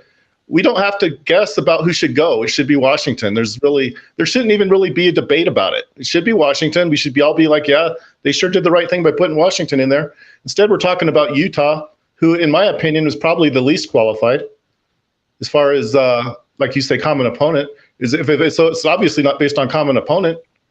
The least qualified? Yeah. Out of how many? You Are have we just 3 talking teams about least qualified versus 3 teams qualified, and 3 equally. I'll make it fair. 3 equally qualified. Well, let's look at resume and all that. Oh, I guess maybe if you want to get down to where, inside the conference, Washington lost to the worst team or whatever. I guess that might be true, but I don't think that kind of. I think when you talk about a tiebreaker, though, that's like the least important thing. You go, that might apply later down the line. We're talking about resume, and Washington beat Oregon. Oregon beat Utah. That's it. We know it's Washington. I mean, That's I don't. why. See, this is the problem, and this is where I want to go with this whole thing, and I'll be done. That's why we need to get away from this resume, the top best teams, etc. Blah blah. If we want to do that, then let's call it an invitational, like we've all been kicking around here for the past 6, 8, 10 year, 6 months, a year. If you want to call it a playoff, you put the top teams that win their conferences up against each other, and whoever wins, win. And if you want to be in the playoffs, you win your conference. How difficult is that, really? Well, and because we had 4, Tim, it's harder than others. And because we had 4, it was always a messed up system because you're trying to do a playoff with 4 teams and 5 power conferences, and then independents and let's say G5. But let's just call it just a 5. If we really want to make this a playoff, why don't they just go to the 5 teams, 5 and 4? Shows a little bit of subjectivity, but 5 and 4 play in, and you go from there. That's how it should be done. It won't. You know why? Because there's more money in getting more games and more teams and making it into a circus. One thing, I don't necessarily want to push this because it goes against what you guys are wanting, which is greater participation, which isn't necessarily a bad thing. I can kind of see maybe moving forward, getting more quality teams, because they have to be quality to even be in there. And so, like I said, that bracket, like I told you, whether it was by design or whatever, it included Tulane. I can't really say that that's wrong. I don't know if it was because you didn't have any options, but you did put Tulane in there. And I wouldn't have put anybody else in a G5 other than Tulane. So, I mean, I can't say that that's a bad thing to do. And I actually like the idea of 12, if you want to know the truth. I think I mentioned that once before, that of all the possible scenarios, I think 12 is probably the best one you could, that I could do if I had to do it. But, I'm just concerned that we'll get into these kind of like with real, well, let's make sure it's, packed and loaded with SEC teams. Well, I mean, sure, if they're the best teams. But I think what it boils down to is there ought to be a relatively, fairly easy way to determine. And like I said, I use what I said is the BCS, even if it's outdated. It might not be the most current, but I think it's at the very least it's proven to work. And I don't know that probably wouldn't even include Tulane. I don't think it does, but something that's maybe been they've gone through and maybe worked out just put the top 12, cut it off at 12. And it doesn't even have to be, if there's no G5, there's no G5. You don't have to have a G5 in there if they're not qualified. Like I say, my rating actually would have included Tulane, not because I want it to, it just would have. They would have been in there along with Kansas State. So, I mean, what you're having actually is relatively, I think, relatively close to what I want. I just don't know that we need it. Okay, I'm going to try to bridge some of the gap here between you and what Tim wants. Okay. So, Tim, you want the best. Bridge the gap, and then we're going to burn the bridge as soon as you get done. Okay, so what I think should happen, I think if you want the 12 teams, that's fine. And if you want the representation, that's fine. But I think the ranking should just be based on how good the team is. And you shouldn't give buys to any of the conference championships or anything like that. If TCU happens to be ranked as the 9th best team, then they're the 9th best team and they should have to play whoever they play. I think that would be a happy medium for both sides, because the people who want the representation of all the conferences plus the G5 get it, and the people who want the merits of who people believe are the better team get that as well. So I think that would be the best system. All right. The real, we appreciate it. Chris, thanks for jumping on. Well, can I add one more thing, Mark? Here. Yes, if it's 10 seconds or less. I don't think point of victory really matters. You either win or you don't. You win by 100 points. I don't know that changes anything. That's just an opinion. I don't think it really makes any difference unless it goes into overtime. Thanks, Chris. All right. Have a good night. Here. All right. There we go. All right. One scoop. Appreciate you being here. Absolutely. Just want to Yeah. say join the Patreon. Yes. Join the Patreon, folks. Please get to talk to these guys. You got Tim here. You got One Scoop here. You got a lot of other great folks. Hey, hold on, Daryl. When are you joining the Patreon? Call them out in front of everyone. Yeah, thanks for the call out. Shameless call out there, Tim. I'll pay for yours if you want to try for 1 month. No, I'm good. I'm good. But thanks. Shun us like that, really? Okay. So the other things that you get with Patreon, you got everybody asks me about joining the panel for After Dark, and like, you have too many Michigan fans and you have too many this type of fan. Well, guess what? Join the Patreon, and you too can be on the College Football After Dark panel.